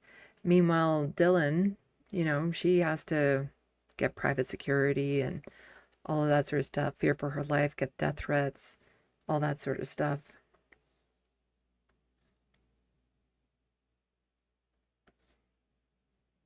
No? Oh, wrong one. There we go. This one. And, you know, just like with Indigenous peoples, when it comes to the queer community, trans folks, non-binary folks, it's not even about fighting for new rights, for equality. Right now, we're having to fight to make sure what we have isn't taken away. Because that's what's happening right now. People are more openly bigoted. Laws are being put in place, making it so that we can't get proper health care. So many of the gains that we have made over the decades are trying to be rolled back. Like even down in the States, they're trying to get rid of equality, like equal same-sex marriage and all that sort of stuff. You know, it's a problem. And so here is a case in Cambridge, Ontario, of the mayor of the city, showing exactly why we do need this month. Oh, and the mayor of the city wants to play victim. The mayor of Cambridge says she is looking for understanding after an incident at the city's Pride event on Monday. Yeah, the mayor of Cambridge is, you know what, just please understand my perspective and what I was doing with this. And that there is no good reason for what she did, as you will see from this. But yeah, she wants the understanding. She wants the sympathy and the support for doing this to a child. Today, Jan Liggett released a 10-minute recorded statement about why she interrupted a speaker who was asked to address the audience about issues facing queer youth in the community. CTV's Jeff Pickle has more. It was supposed to be a day of pride and celebration for the city of Cambridge. My name is Sophie Mills. I am a non-binary 17-year-old who's in grade 11. But when Cambridge teen Sophie Mills brought up a sensitive subject, Mayor Liggett reacted. I have faced transphobia and bullying from my peers in school and from adults outside of school. Like when Ward 6 Councillor Adam Cooper shared a transphobic meme. He did not apologize, nor was... Okay, I'm not going to allow him to continue his disrespect, no. So Sophia was calling out a ward councillor for sharing transphobic memes. And the mayor comes up and says, I'm not going to allow you to continue. It's disrespectful. They are there to speak about their experiences of being targeted for discrimination, harassment, and abuse. And the instant they bring it up, suddenly the mayor comes up. It's like, no. You were just supposed to be a token talking about some of your things very vaguely and stuff. You're not supposed to use specifics. Try to understand it from my perspective. I need to work with these people. So you're not allowed to use specific examples of, how people on the council, on the city ward and all that. No, no names. Don't be specific, because then, we might have to do the whole consequences things, and we really don't want to do that. Respectful, no. No, can you remove that part from your speech, because he's already gone through what he needs to go through. Yeah, the counselor who posted that meme, he's already suffered. We don't need to keep on bringing this up now, do we? It's not full. I really don't. Mills is among others in the community still looking for an apology from City Councillor Adam Cooper after he shared a transphobic meme online. According to Mills, the mayor's actions are a clear example of censorship. Like the fact that, political figures, because municipal is still political, are allowed to do this sort of thing. Like in BC, again, it's very problematic with the residential school denialism, where you have politicians blatantly spreading memes and lies about residential schools. But here you have a city councillor spreading a transphobic meme and nothing is being done. It's like, oh, well, we gave him a finger wag behind the scenes. Enough is enough, okay? Okay, we're not going to change anything. According to Mills, the mayor's actions are a clear example of censorship. They asked me to share what I would like to be done about the community. And when I told them, and when I said something that they did not want me to say, they silenced me, they censored me. Today, in a video statement, Mayor Jan Liggett attempting to explain the situation. She says Mills was asked to give a speech approved by the city, but the teen went off script. You see, they were supposed to say only these things that we approved ahead of time to make sure things wouldn't get so sensitive. But they went off script to speak their truth. And that offended me. You see, this is about me and my city, not about them. They aren't there for freedom of speech reasons. They're there to be a token. That's how it works. In Cambridge, anyway. I have experience with Cambridge. Let's put it that way. And yeah, this doesn't surprise me coming from the mayor of Cambridge. If they had spoken to the staff person in charge and said their intent was to no longer read the intended speech, then the staff person would have worked with them and all of this could have been avoided. Yeah, if they didn't use the speech that was already approved and wanted to do something else, then they should have come to us first so that we could look at it and be like, okay, so we're replacing you with this other person. Bye-bye. According to Liggett, it was her duty as the mayor to step in. Allowing personal attacks on individuals by looking the other way are not consistent with my responsibilities. But allowing those people who can do personal attacks towards an entire community, that's okay. But you shouldn't call him out for his attacks on a community. Additionally, the mayor rejects accusations of censorship. My actions were not about silencing anyone, but of refocusing. They were about protecting the integrity of an event that was intended to unite rather than divide. According to Mills, the mayor's attempt to protect an event came at their cost. Not only did it kind of hurt my ego, because this was my first big public speaking opportunity, but it was a direct experience that I now have of being discriminated against by elected authorities. In her recorded speech, the mayor says it's time to move on from the Cooper incident. We must reject the notion that perpetual unhealthy conflict is the path forward. How about just any accountability, huh? It's not about perpetual conflict. If there was just accountability, then we could move forward. We must be willing to listen, to forgive, to learn. But some in the community say it's the mayor who is not listening. Trying to pretend that problem has been dealt with when it hasn't. You've had a lot of examples over this past year in which there has been harm done to our community.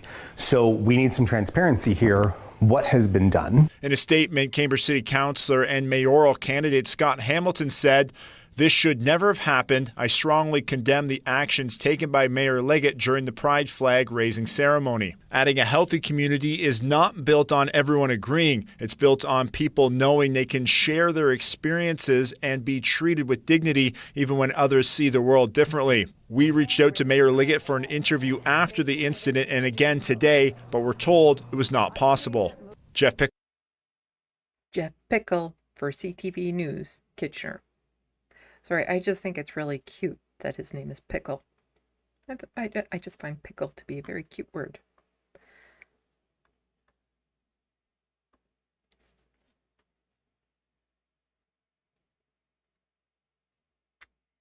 It's not just about censorship. This is expanding in so many other ways.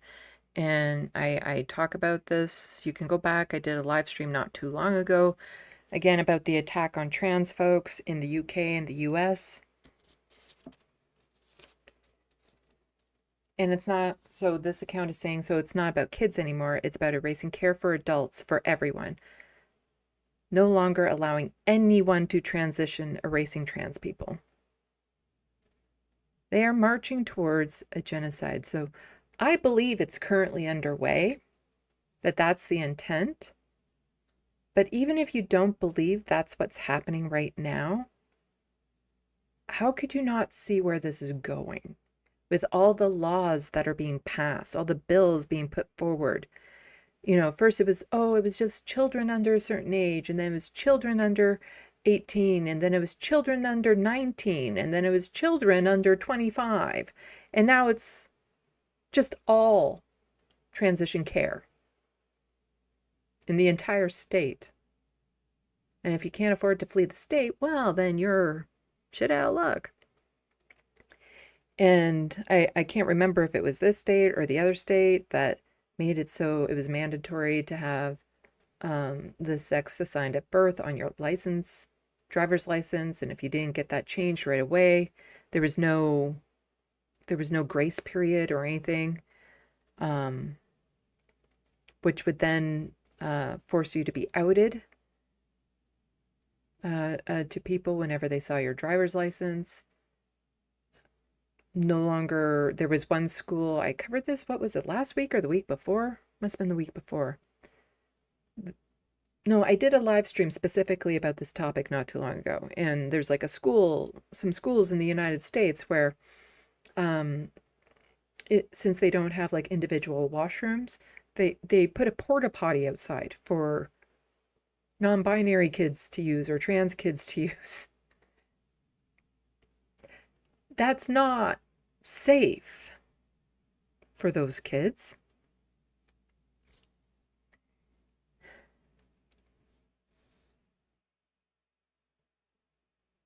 But where are the politicians on this? You know, speaking out against this, especially in the States. It's silence.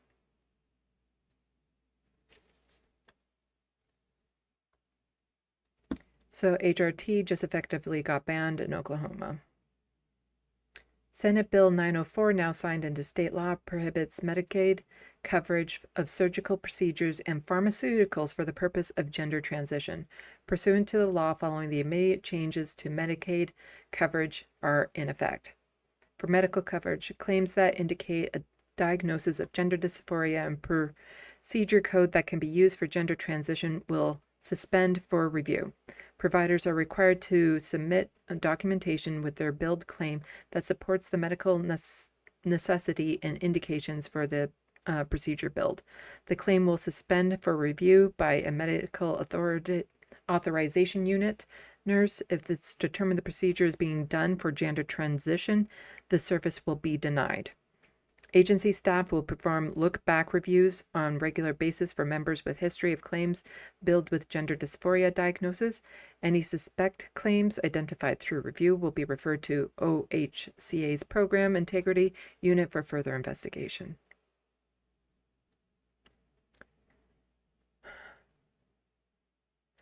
So for pharmaceutical coverage, for prior authorization is required for males of all ages requesting female hormones. PA is required for, so prior authorization for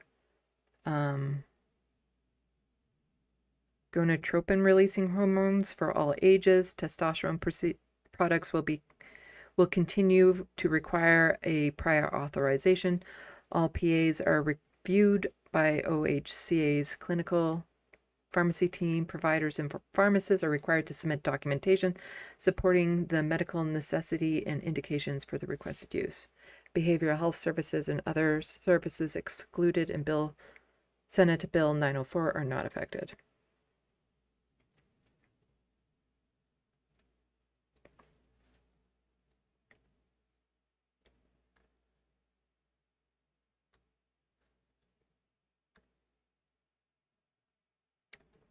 This is about eradicating trans people from society.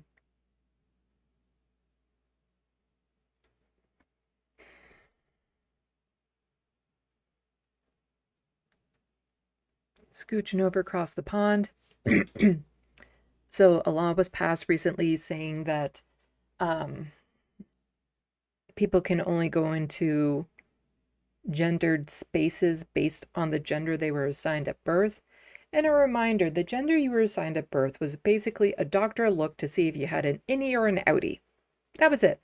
There was no chromosome testing, no testing of, to see if you had viable eggs or sperm, which you wouldn't be able to do at that age anyway. Like no down to the DNA or anything of that sort to try to determine what gender a child was. Nope, it was just a glance. Oh, it's an innie or an outie. So then sometimes neither, which would upset the doctors, and they would often then do surgery on babies to force them into one gender or another. But apparently, they passed a law saying that based on whatever the doctor said when you were a baby, you have to abide by. So if you're trans, if you've been on hormones, all that sort of stuff, surgery, it doesn't matter. If you're a trans woman, you have to be forced into male spaces. And there is some pushback. Do I have it in here? Because it's the TERFs that are really upset about this. Yeah, okay. Whereas most women are fine with trans women in their spaces. But the TERFs are the ones with the issue. And it leads into issues like this. So India is tweeting out, here's a woman who doesn't pass the femininity test, now imposed in Britain by I think her name is Brenda. Phillipson MP in the crooked EHRC. Make sure you have long hair and some lippy ladies. Wasn't it better before trans satanic panic set in? Now, it might not surprise you, but a lot of the people who will be targeted as not looking feminine enough also are people of color.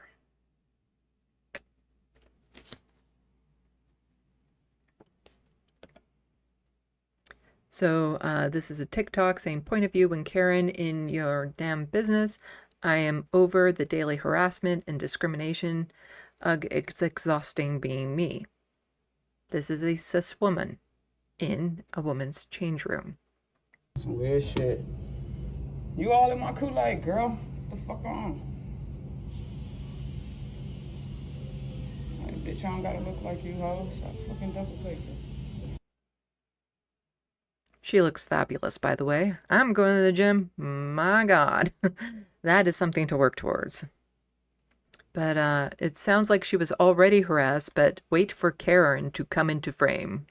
You want to be in this dressing room? This is the women's dressing room? Oh my gosh. Excuse me. Y'all see the shit I go through every day?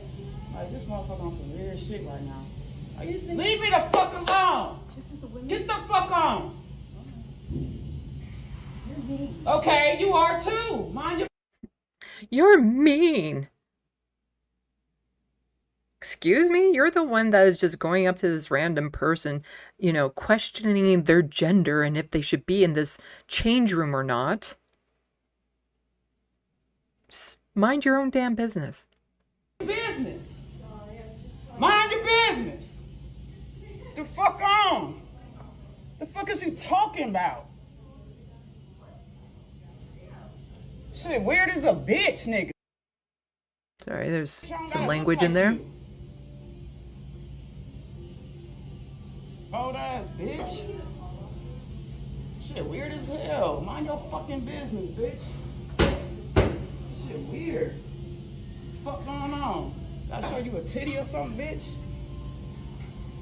And there have been other instances of women who don't look feminine enough being forced to somehow try to prove that they're women.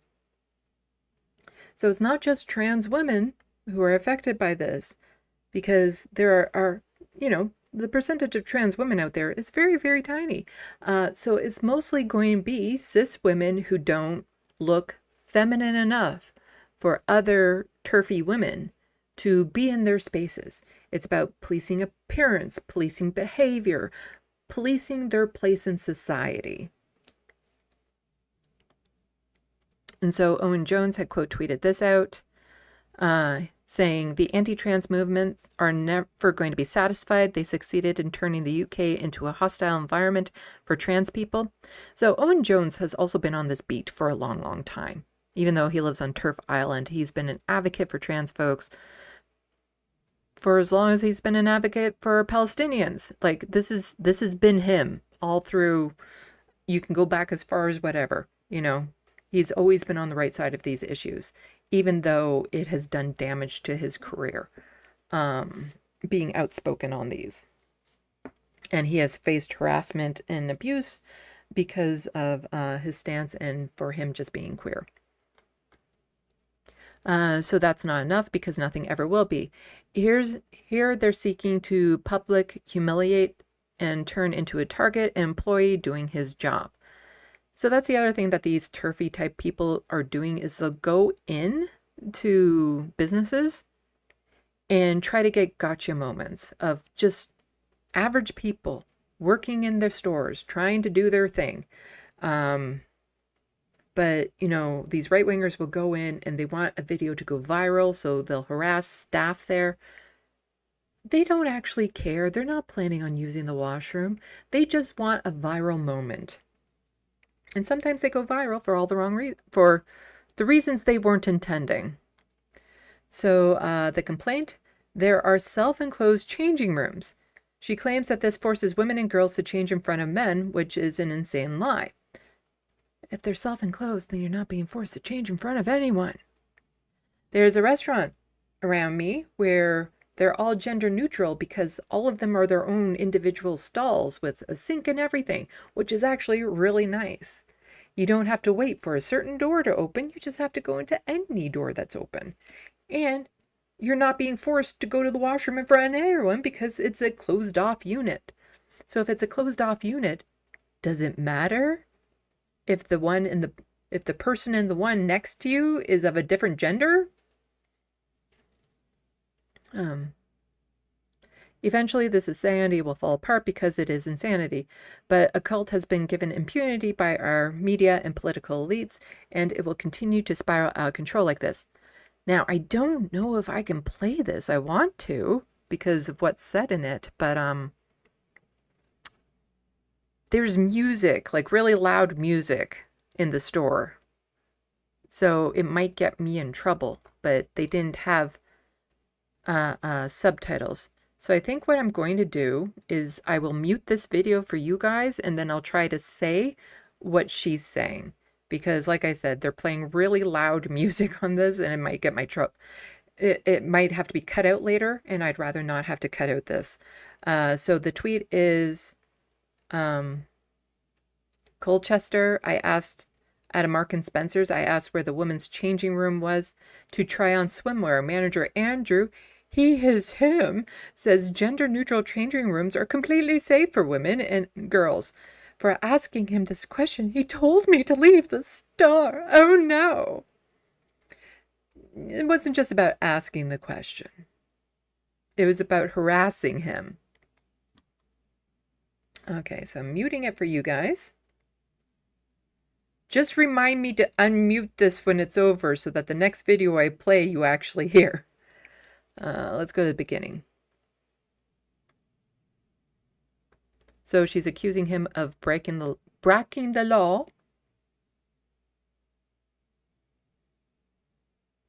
It's against the law because you're not providing a space for women. Women only. And then he's saying, well, you can take it up with someone else in their policy. Yeah, Mark and Spencer, so M&S, you can take it up with M&S. It's their policy. It's completely safe. They're gender neutral.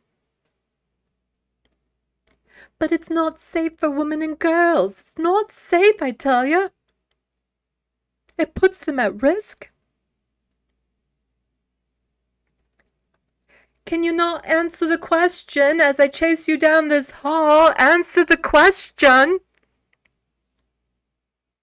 Why are you forcing me to change in front of a man?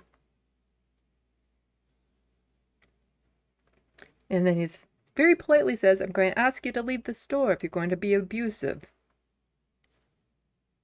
I'm just trying to have a conversation. I'm not here to debate the legal terms of M&S. You can take it up with our head office.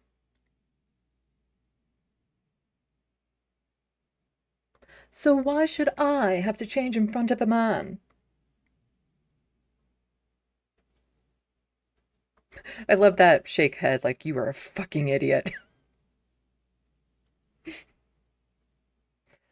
Yeah, I'll throw in the link, but I'll throw in this link from Owen Jones so that he gets more views, so that you can watch it. But if you watch it, I think I was pretty spot on. I can mimic the accent if I'm repeating it like basically right after the fact. A bit better than if I'm just trying to do it off the top of my head. Off the top of my head. Well, this was at a Mark and Spencer. Mark and Spencer actually found out about this incident and replied to it. And so India is saying a big fuck you from Mark and Spencer to the anti-trans people campaigners. Well done, Mark and Spencer. I hope other retailers follow example by M&S. Dear Ms. Forrester, thank you for your letter. I'm afraid you have been misinformed about our approach to providing fitting rooms for our customers. For many years, M&S has, in the vast majority of stores, provided unisex spaces which have individual cubicles secured with a lock from the inside. A colleague is usually on hand to provide assistance if required. This has not changed as a result of the Supreme Court or High Court rulings you referred to. Most of our fitting room spaces have long been signposted to customers with a generic fitting rooms sign and not, as wrongly suggested, with individual signage for women or men. The new try-on signage is not a change of policy. It is simply part of a wider store redesign and updates the existing fitting room signage in stores we are refreshing. I'm pleased to have this opportunity to update you on our long-standing position. Good day to you, Mom. Yours sincerely. So yes, this is a policy. They've had unisex change rooms before this Supreme Court ruling. But then after the Supreme Court ruling, they're like, no. Now we need to force you to be gendered changing rooms, which is just inconvenient for everyone. Because, unisex change rooms, far more convenient because then you're not waiting for half the doors to open. Like any door is good. It's good to go. It's good to go. But like I said, there has been more pushback against this new policy of not allowing trans women into women's spaces. And there's these bathing ponds, swimming ponds in the UK, and some are for women only. And the TERFs were going to like city councils and everything to absolutely, Looney Tunes, thank you for reminding me to unmute because I totally did not do that.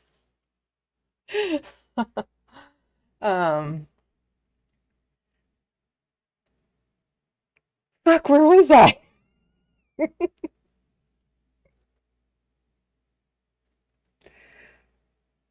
Yeah, the TERFs were demanding that places that were inclusive of trans women no longer be inclusive of trans women, even if the vast majority of women there were fine with trans women sharing their spaces. So they were trying to force their bigoted ways onto other organizations, even though the majority didn't agree with those bigoted ways. And case in point, this one. So Dr. Ruby has tweeted this out. 86% of the 38,000 responses were in favor of trans people having continued access. The transphobic rhetoric is political because in real life, people who are consulted choose inclusion. And she's quote tweeting this. Transgender people keep access to Hampstead ponds. Here's the article. So transgender people can continue to use Ladies Pond. And so the TERFs, they were going to city council. They were trying to go to court with this, trying to force it so that trans women could not use these lady ponds, even though it was a private like organization, group, whatever, that said, no, we're totally fine with this.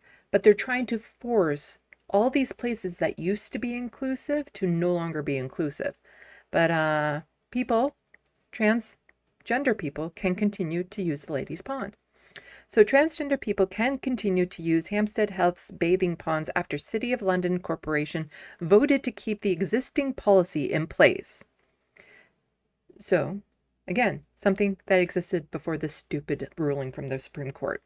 Transgender women whose biological sex is male can continue to use Kenwood Ladies Pond, while Highgate Men's Pond will be open to transgender men whose biological sex is female. The mixed pond remains open to all.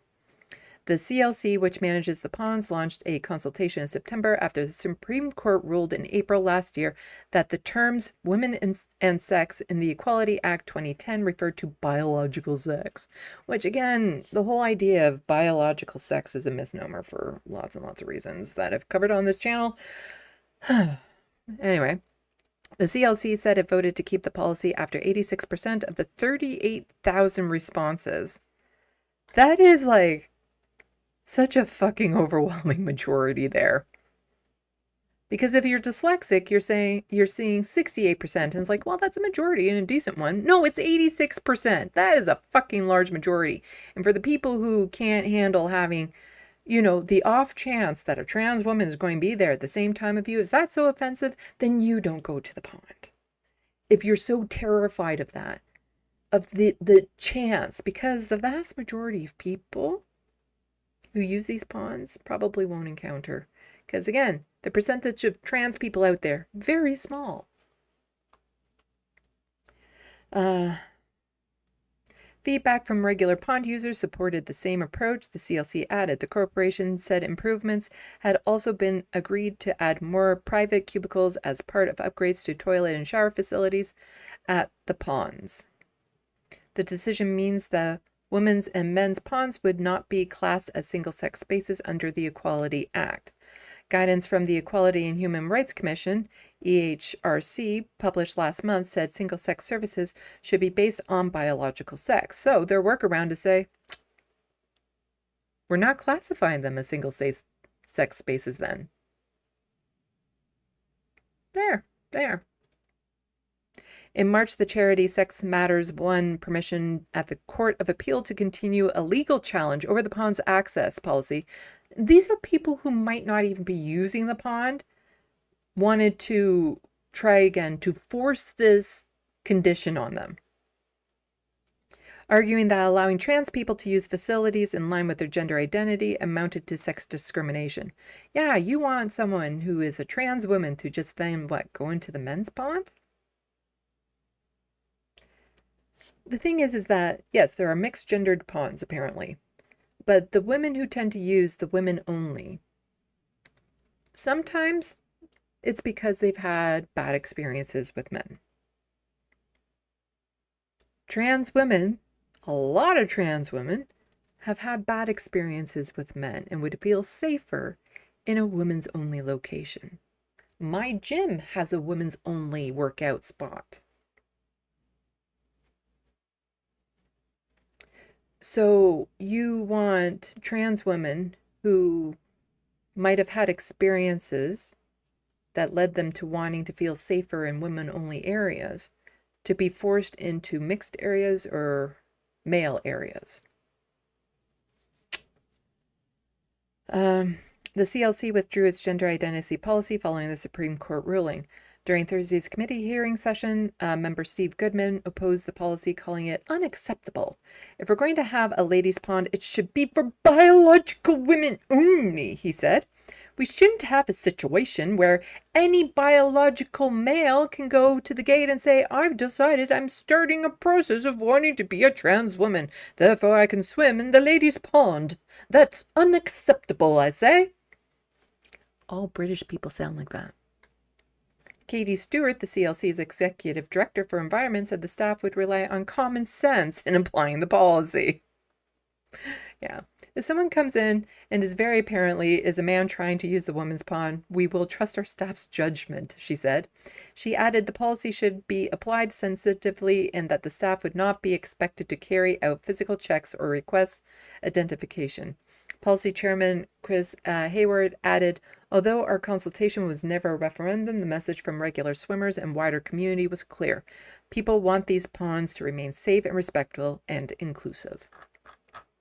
Good on them.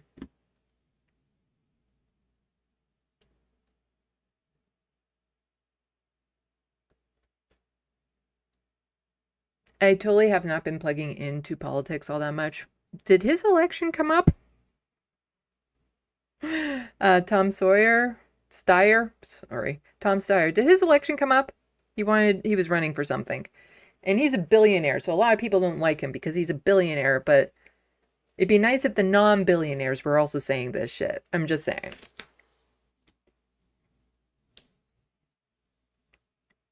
So Tom Steyer was on Jennifer Welch's show, having a much different tone than, let's say, someone like Anna Kasparian when it comes to trans kids.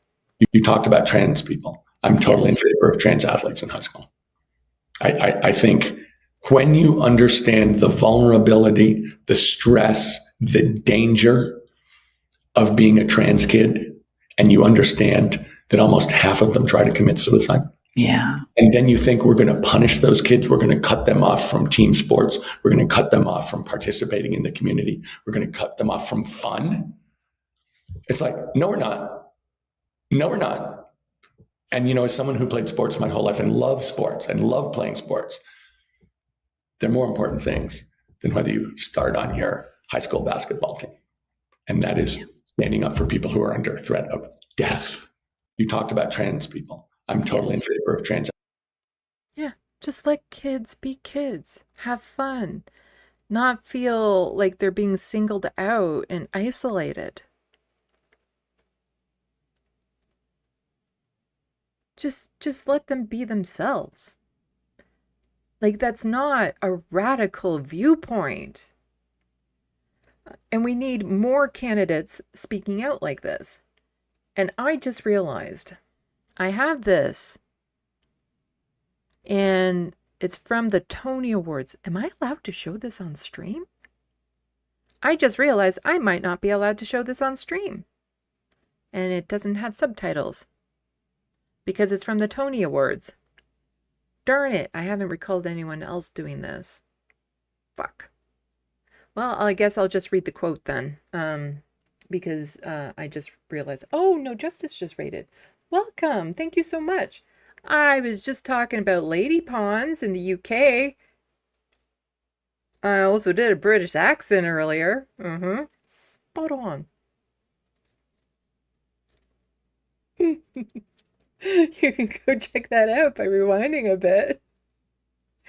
Oh, Steyer lost? Yeah, okay. But thank you for alerting me to the raid, because YouTube doesn't notify us the way that they used to, in a way that we could actually catch out of the side of our eyes. Super appreciate it. Everyone, go check out No Justice. Actually, I wanted to watch your stream earlier. Yeah, but I was totally nailing that British accent earlier. You should go check it out. Welcome, Pawn Jumpers.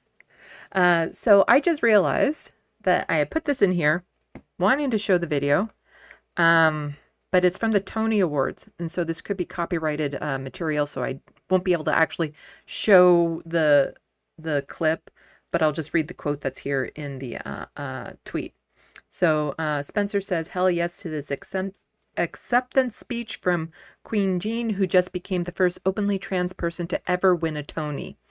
We are here for the legacy of queer people. Trans people, we have to take up space.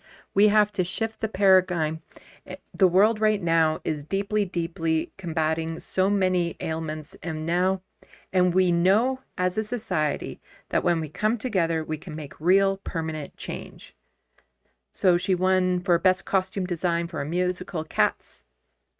The Jenkle Ball. Oh, that's a word that they say in Cats a lot, isn't it? And unfortunately, this doesn't have subtitles either, so I can't show those. But I just realized that it's from the Tonys. I probably can't show it for copyright reasons.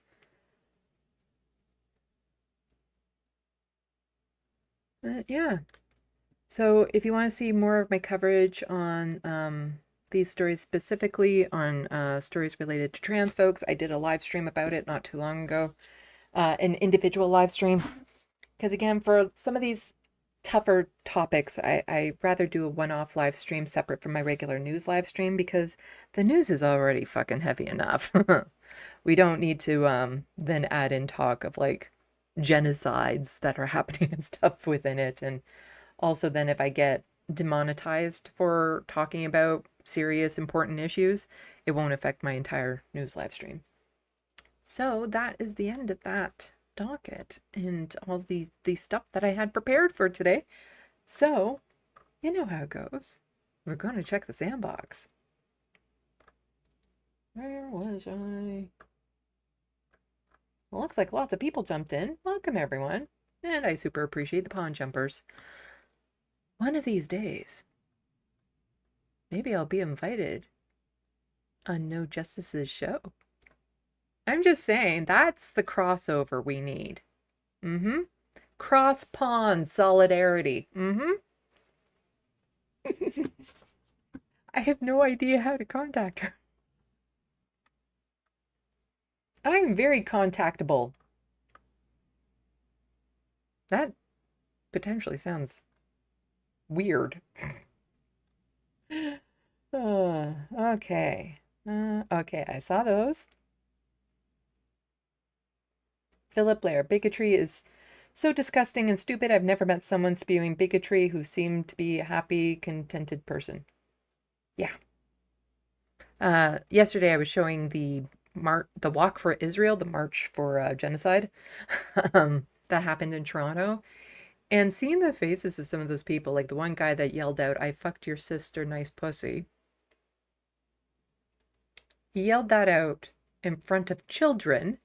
That's the Zionists, by the way. The ones that want to protect, bullshit.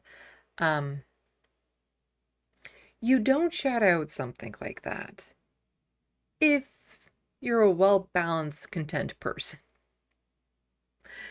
You don't act on hate or hatred if inside you're doing good. You don't focus on that. You don't go around just saying, I want to express my hatred. I want to do this. I want to, repress this group. If you're happy inside, this is not something that you feel the need to do.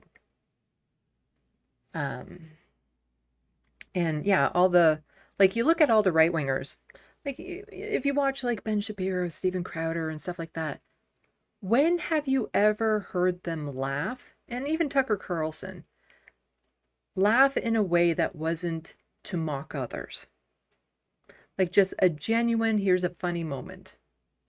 Because if you watch the Majority Report, like I do regularly, sometimes they will piss themselves laughing at the jokes and things that are going on. Comments made. There was one not too long ago about the Steven Crowder thing they were covering, his old stand-up routine. And they were just killing themselves laughing. You see me on here, I smile. Okay, I'm not well-balanced or well-to-do, but I'm not full of hatred, I think is what it is. And so you see me smile and joking around. But I am crazy. You have to be able to do this work. But when you look at like Ben Shapiro and other people, or even Charlie Kirk when he was, still walking among us, still hasn't been resurrected. Countdown is continuing.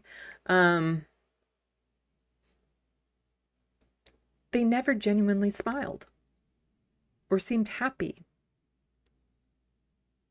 or talked lovingly of anything.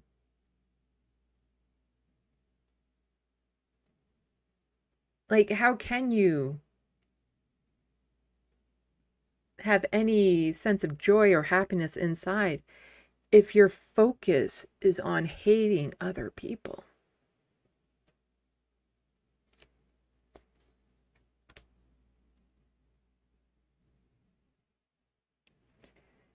Let's see.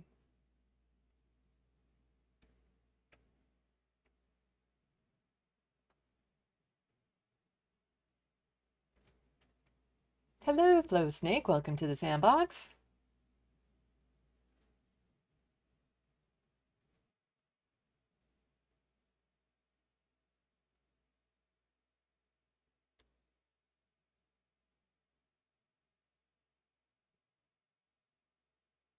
Let's see.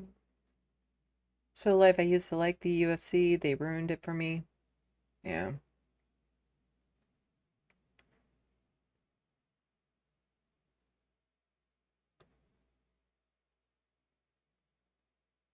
Flow Snake, real martial artists will be disgusted by that. The biggest concern for me is that we're too slow to catch up. Yeah, it was just a vile video that he sent out, AI generated, of him beating on a trans woman. And I think there has been accusations towards him. But let's just say anyone who's willing to tweet out that video, who made that video, made it through AI or had AI made it. I think there's some correlation going on.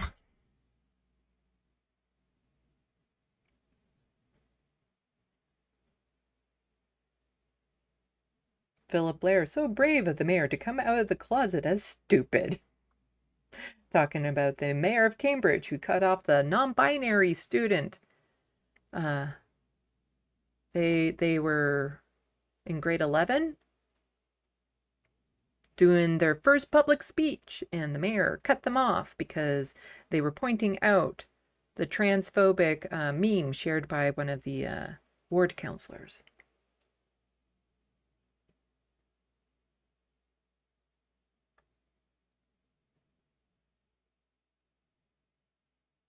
Grand Theft Auto, we didn't censor them.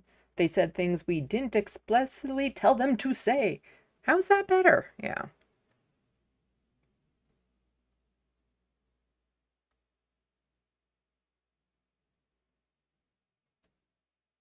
Matthew Kreitz, time to move on. Why is everyone paying attention to me trying to silence an abuse in front of an audience?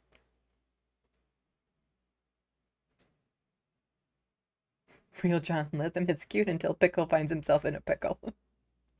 I don't know. I think pickle is just a really adorable word. And so whenever I hear it as a name for a pet, or this is the first human I've heard them name for, it's just, or when I hear about pickleball, even though I still have no fucking idea what pickleball is, there's something about the word pickle that I find really cute and adorable. And then on the counter, I find the word nipple to be like very ooh for some reason. Like I have a harder time saying that than cunt.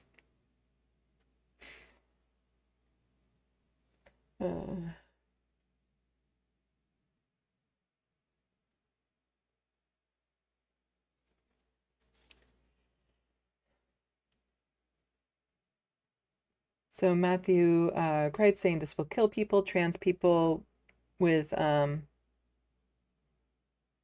hysterectomies need hormones for their body to function. No, they will still get their hormones. So cis women will still get hormones if needed. The law in Oklahoma was specifically to deny hormones for people seeking it for gender reassignment reasons.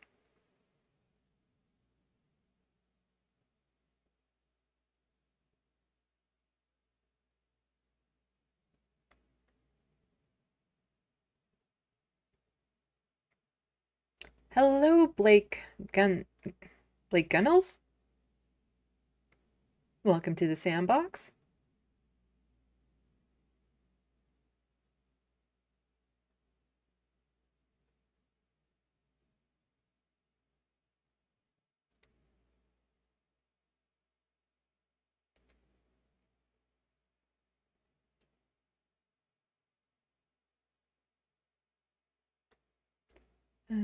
Let's see.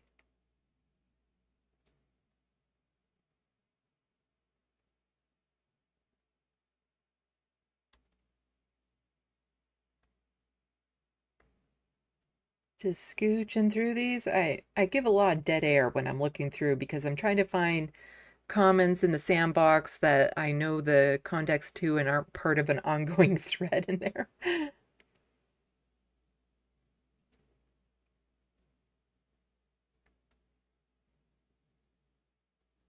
Looney Tunes, damn it, Sandy, with that British Karen voice is making me laugh too hard.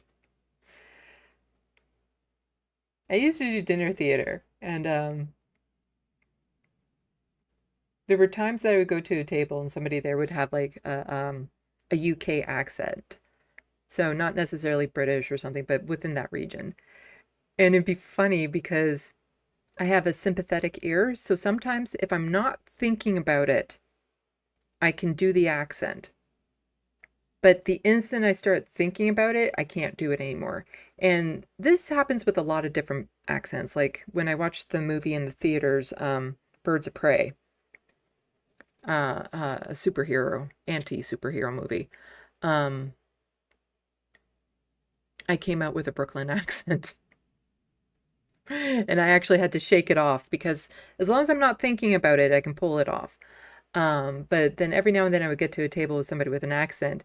And so I would mimic the accent and you could literally hear it drop off mid-sentence. And so the first part of the sentence, nailed it, but then boom. And so if I'm doing the accent like just one sentence right afterwards, I can sometimes pull it off. But the instant I start realizing it's like, yes, I'm doing it.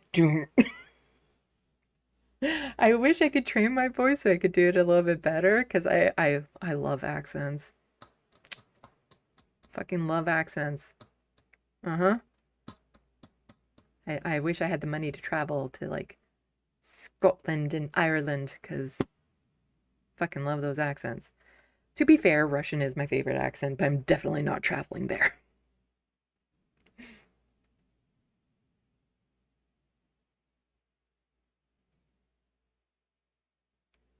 Hello, Kami Economist, who is commenting to boost the stream. Why, thank you. That is something that you can do that doesn't cost anything. Like, share, comment in the SandBox, leave comments under the videos. All of that helps.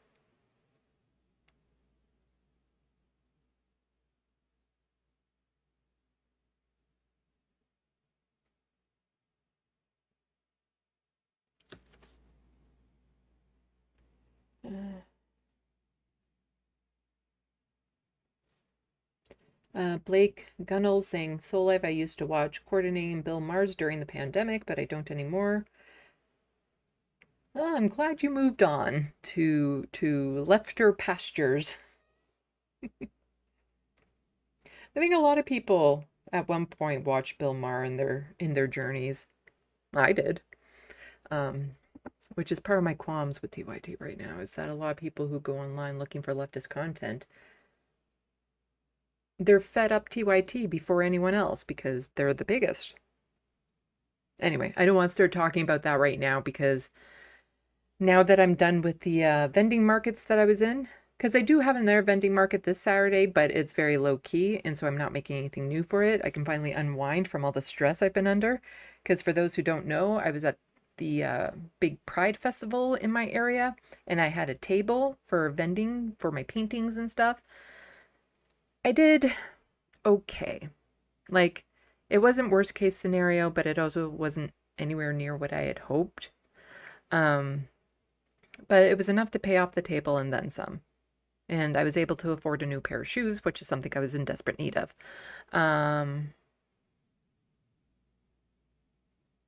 But I've been so focused on that, I haven't been working on my TYT essay. So now that that's done, I'm taking this week to kind of unwind from all of that, try to get back into my routine of going to the gym so one day I can have a body as smashing as the woman we saw earlier. I'll be able to start getting back to a routine and working on that fucking essays so I can get them done. Done. I need them to be done. Just finish them already, for fuck's sake. And it was this thing where it's like, okay, so I'll just drop this essay, one essay, on a Saturday, and then I'll do a live stream to talk about it. Oh, it's getting really long. So maybe I'll drop it on 2 days, a Saturday and a Sunday. It's getting longer, so maybe I'll do it on a long weekend, because I kind of hope to just drop it all at once during the weekend before they would even have time to respond to it. And now it's turning into TYT short week. It's so fucking long, all the things that I'm covering in it. And I think at this point I want to do a separate video saying, yes, Anna Kasparian is a TERF. And just going over a couple of things that she said recently, but not including that in the big essay, making it its own standalone thing that's a lot shorter. The thing is that what I would say in that essay are things that ideally I would like to confront her with, like actually have a conversation. I don't think that's going to happen.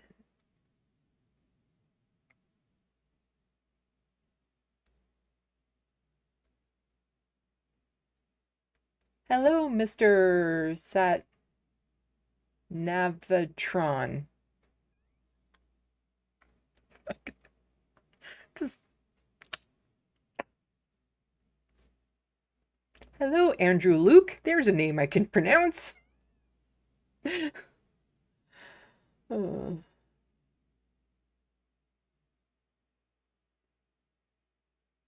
Hello, 16 Jacob Scream. And hype them. Oh, it jumped. Where was I? Where was I? Saying hi to all the new people. Don't forget to hit that subscribe button. I've been toggling between 8.13 and 8.14 for the last 4 months. I'd like to not be toggling and maybe go up a bit higher.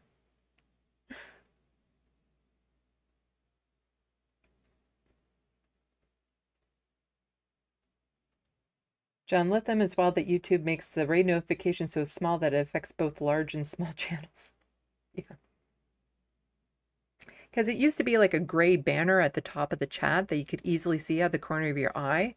But when you're in the YouTube studio, it's the black background type thing, the night version, black version, whatever, that you can like switch Twitter and stuff to.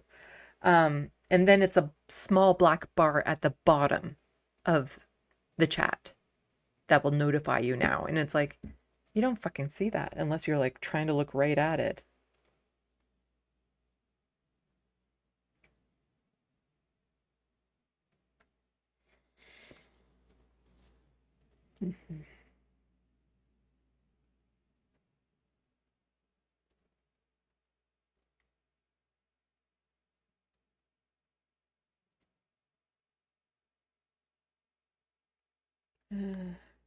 Let's see.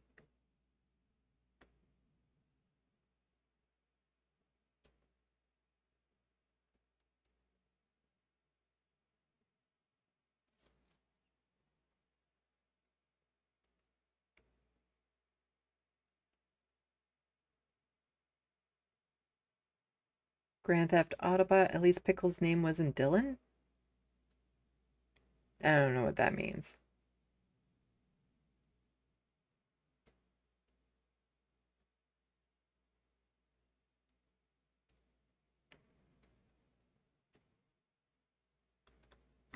I don't know who I'm rating to next, Looney Tunes. I'll see who's live right now.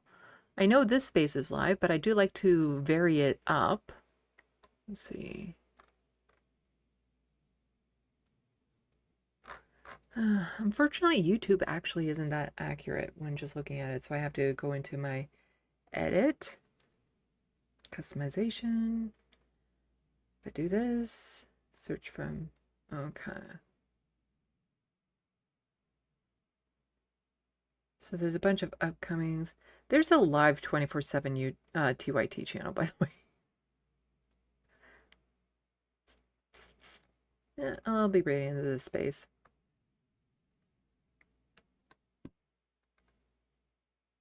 I'm very tempted over the next week or two, maybe, to do a live stream like really early in the day, early for me, like at 4 o'clock.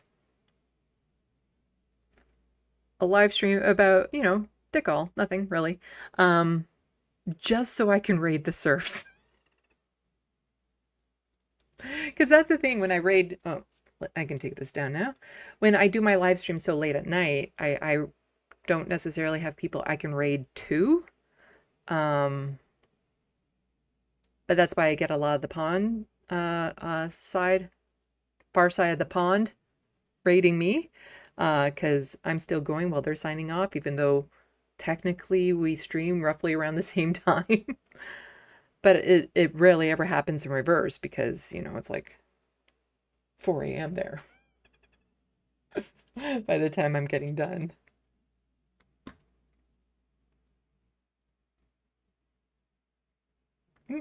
Let's see.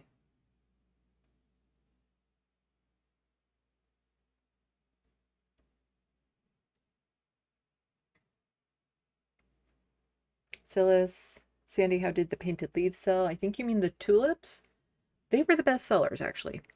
So I sold like one inclusive flag, one Canada Pride flag. I sold 2 of the Pride kitties, which was good. And maybe 4 or 5 of the tulips. But all of the other Pride flags that I had, none of them sold. Oh, the painted leaves. Okay, now I know what you're talking about. Yeah, the little maple leaves. Yeah, not nearly as much as I hope. Maybe 10 sold. Maybe. I have to go through and count of the painted maple leaves.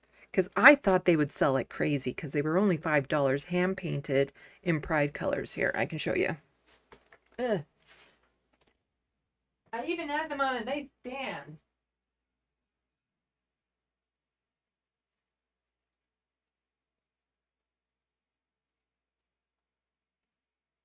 Come on.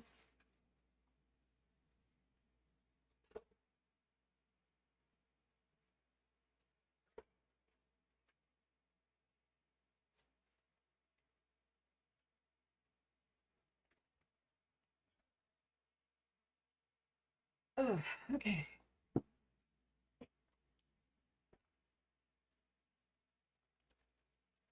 See?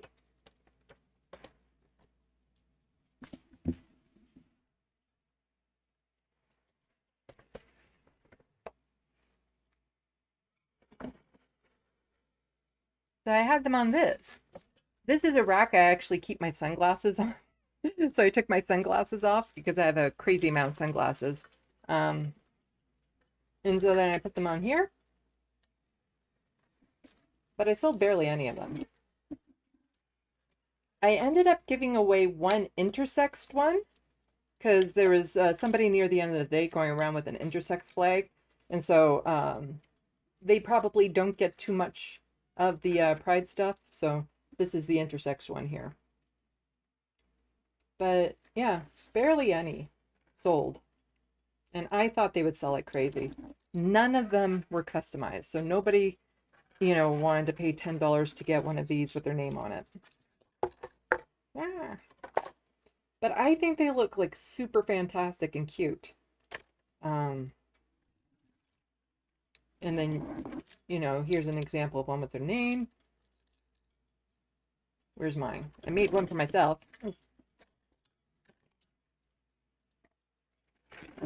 Yeah, right here. Put my name in gold. But none customized. Maybe 10. Maybe. Actually, I don't even think it was 10.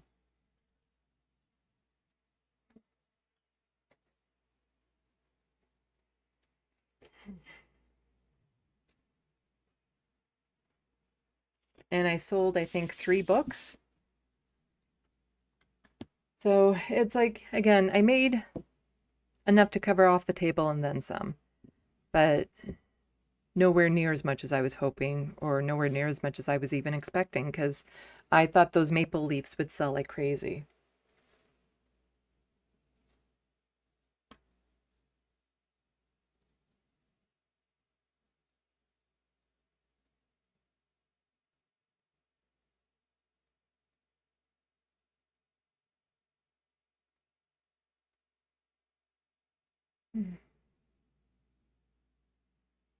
Grand Theft Auto Dylan Pickles. Sound it out, Sandy. Dylan Pickles? Oh, like dill? Like D-I-L-L? Dill pickles? Hello, Wild West. Ah. I'm not going to send you to TYT, Sillas.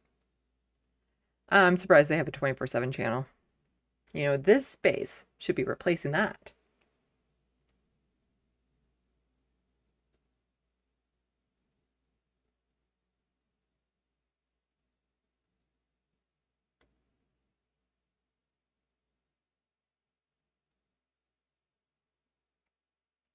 Sillas, I thought they would sell for sure. Glad the tulips sold. They look amazing.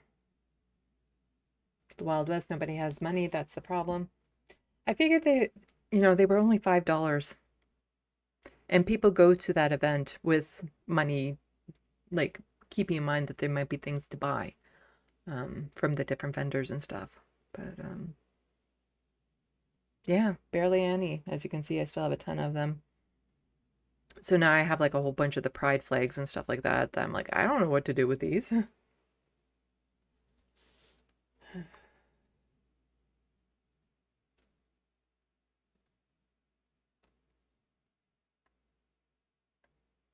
So after this weekend in the vending market, I'm probably going to take the leaves off of that rack and put my sunglasses back on it. Because like I said, I have a crazy amount of sunglasses because blue eyes, light eyes, tend to be more sensitive to bright lights, which is true in my case. So the sunlight, especially in the summer, I'm always having to wear sunglasses when I'm outside.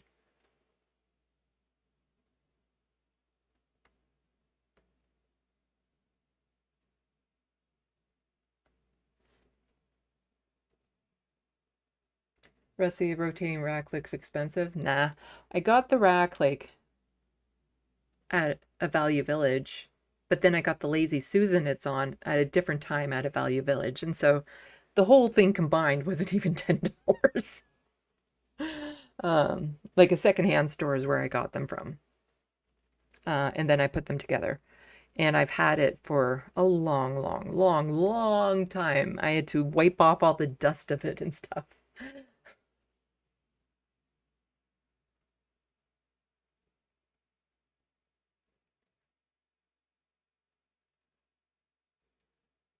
Hello, Morbius. I'm just about to sign off.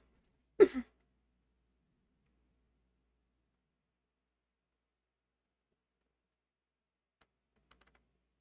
I think I'm at the end. I'm at the bottom of the sandbox. And there's a lot of videos that I want to watch. And I need to eat dinner. Need to do that. Maybe check the weather, see if I want to go out walking. Got the new shoes. Like I said, I was able to afford the new shoes, and they're shoes for like, they're running shoes, walking shoes and stuff. And they felt so good at the gym today. I'm like, I'm gonna walk 10,000 miles. And I would walk 1,000 miles, and I would walk 5,000 more just to be the man who walked 1,000 miles and showed up at your door.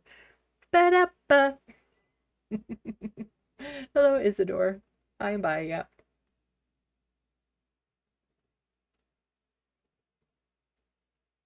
No, it's 500 and 500. And I would walk 500 miles, and I would walk 500 more just to be the man who walked 1,000 miles and showed up at your door. Ba-da-ba, ba-da-ba.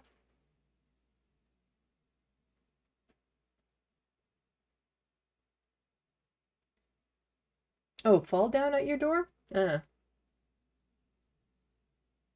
I would think after walking 1,000 miles, you'd be pretty exhausted.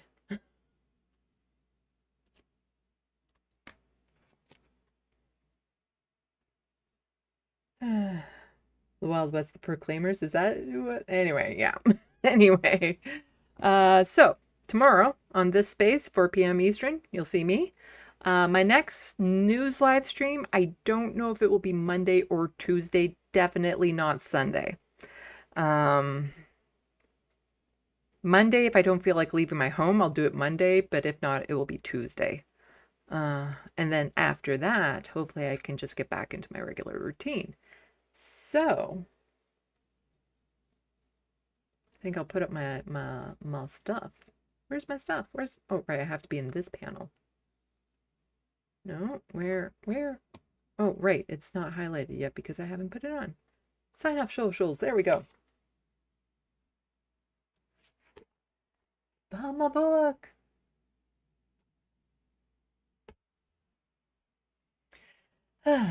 And yeah, so thank you everyone for coming out. Thank you for everyone who's helped out financially. I really super appreciate it. I wouldn't have been able to get to all of this without you. And thank you everyone who's just helped share the stream and my channel and stuff. One of these days, I'm going to make it onto a channel that's larger than mine. That would be a first, so please plug me to other channels. Looney Tunes, if you don't stop spamming that, I will put you in a timeout. Yeah, I'll fuck, what was I saying? Yes, plug me to other channels. I'd love to make an appearance on a channel that's larger than mine. Get that cherry popped. And thank you to patrons and members and people who've bought things from my Amazon wish list, which is linked in the description box below. I still don't know if it works because I had to put in a new fancy address so that it would be my post office as opposed to me for reasons I talked about a long time ago. Let's just say if anybody has sent anything to me in the past few months, I haven't gotten it, therefore it doesn't work. But I don't know. So if somebody has purchased something off the wish list for me in the past few months, let me know so that I can tell you it doesn't work then because I haven't received anything. But I appreciate all the things that have been purchased off that list for me and the super chats and all that sort of stuff. All of it. You guys help me make this channel a reality. So with all of that,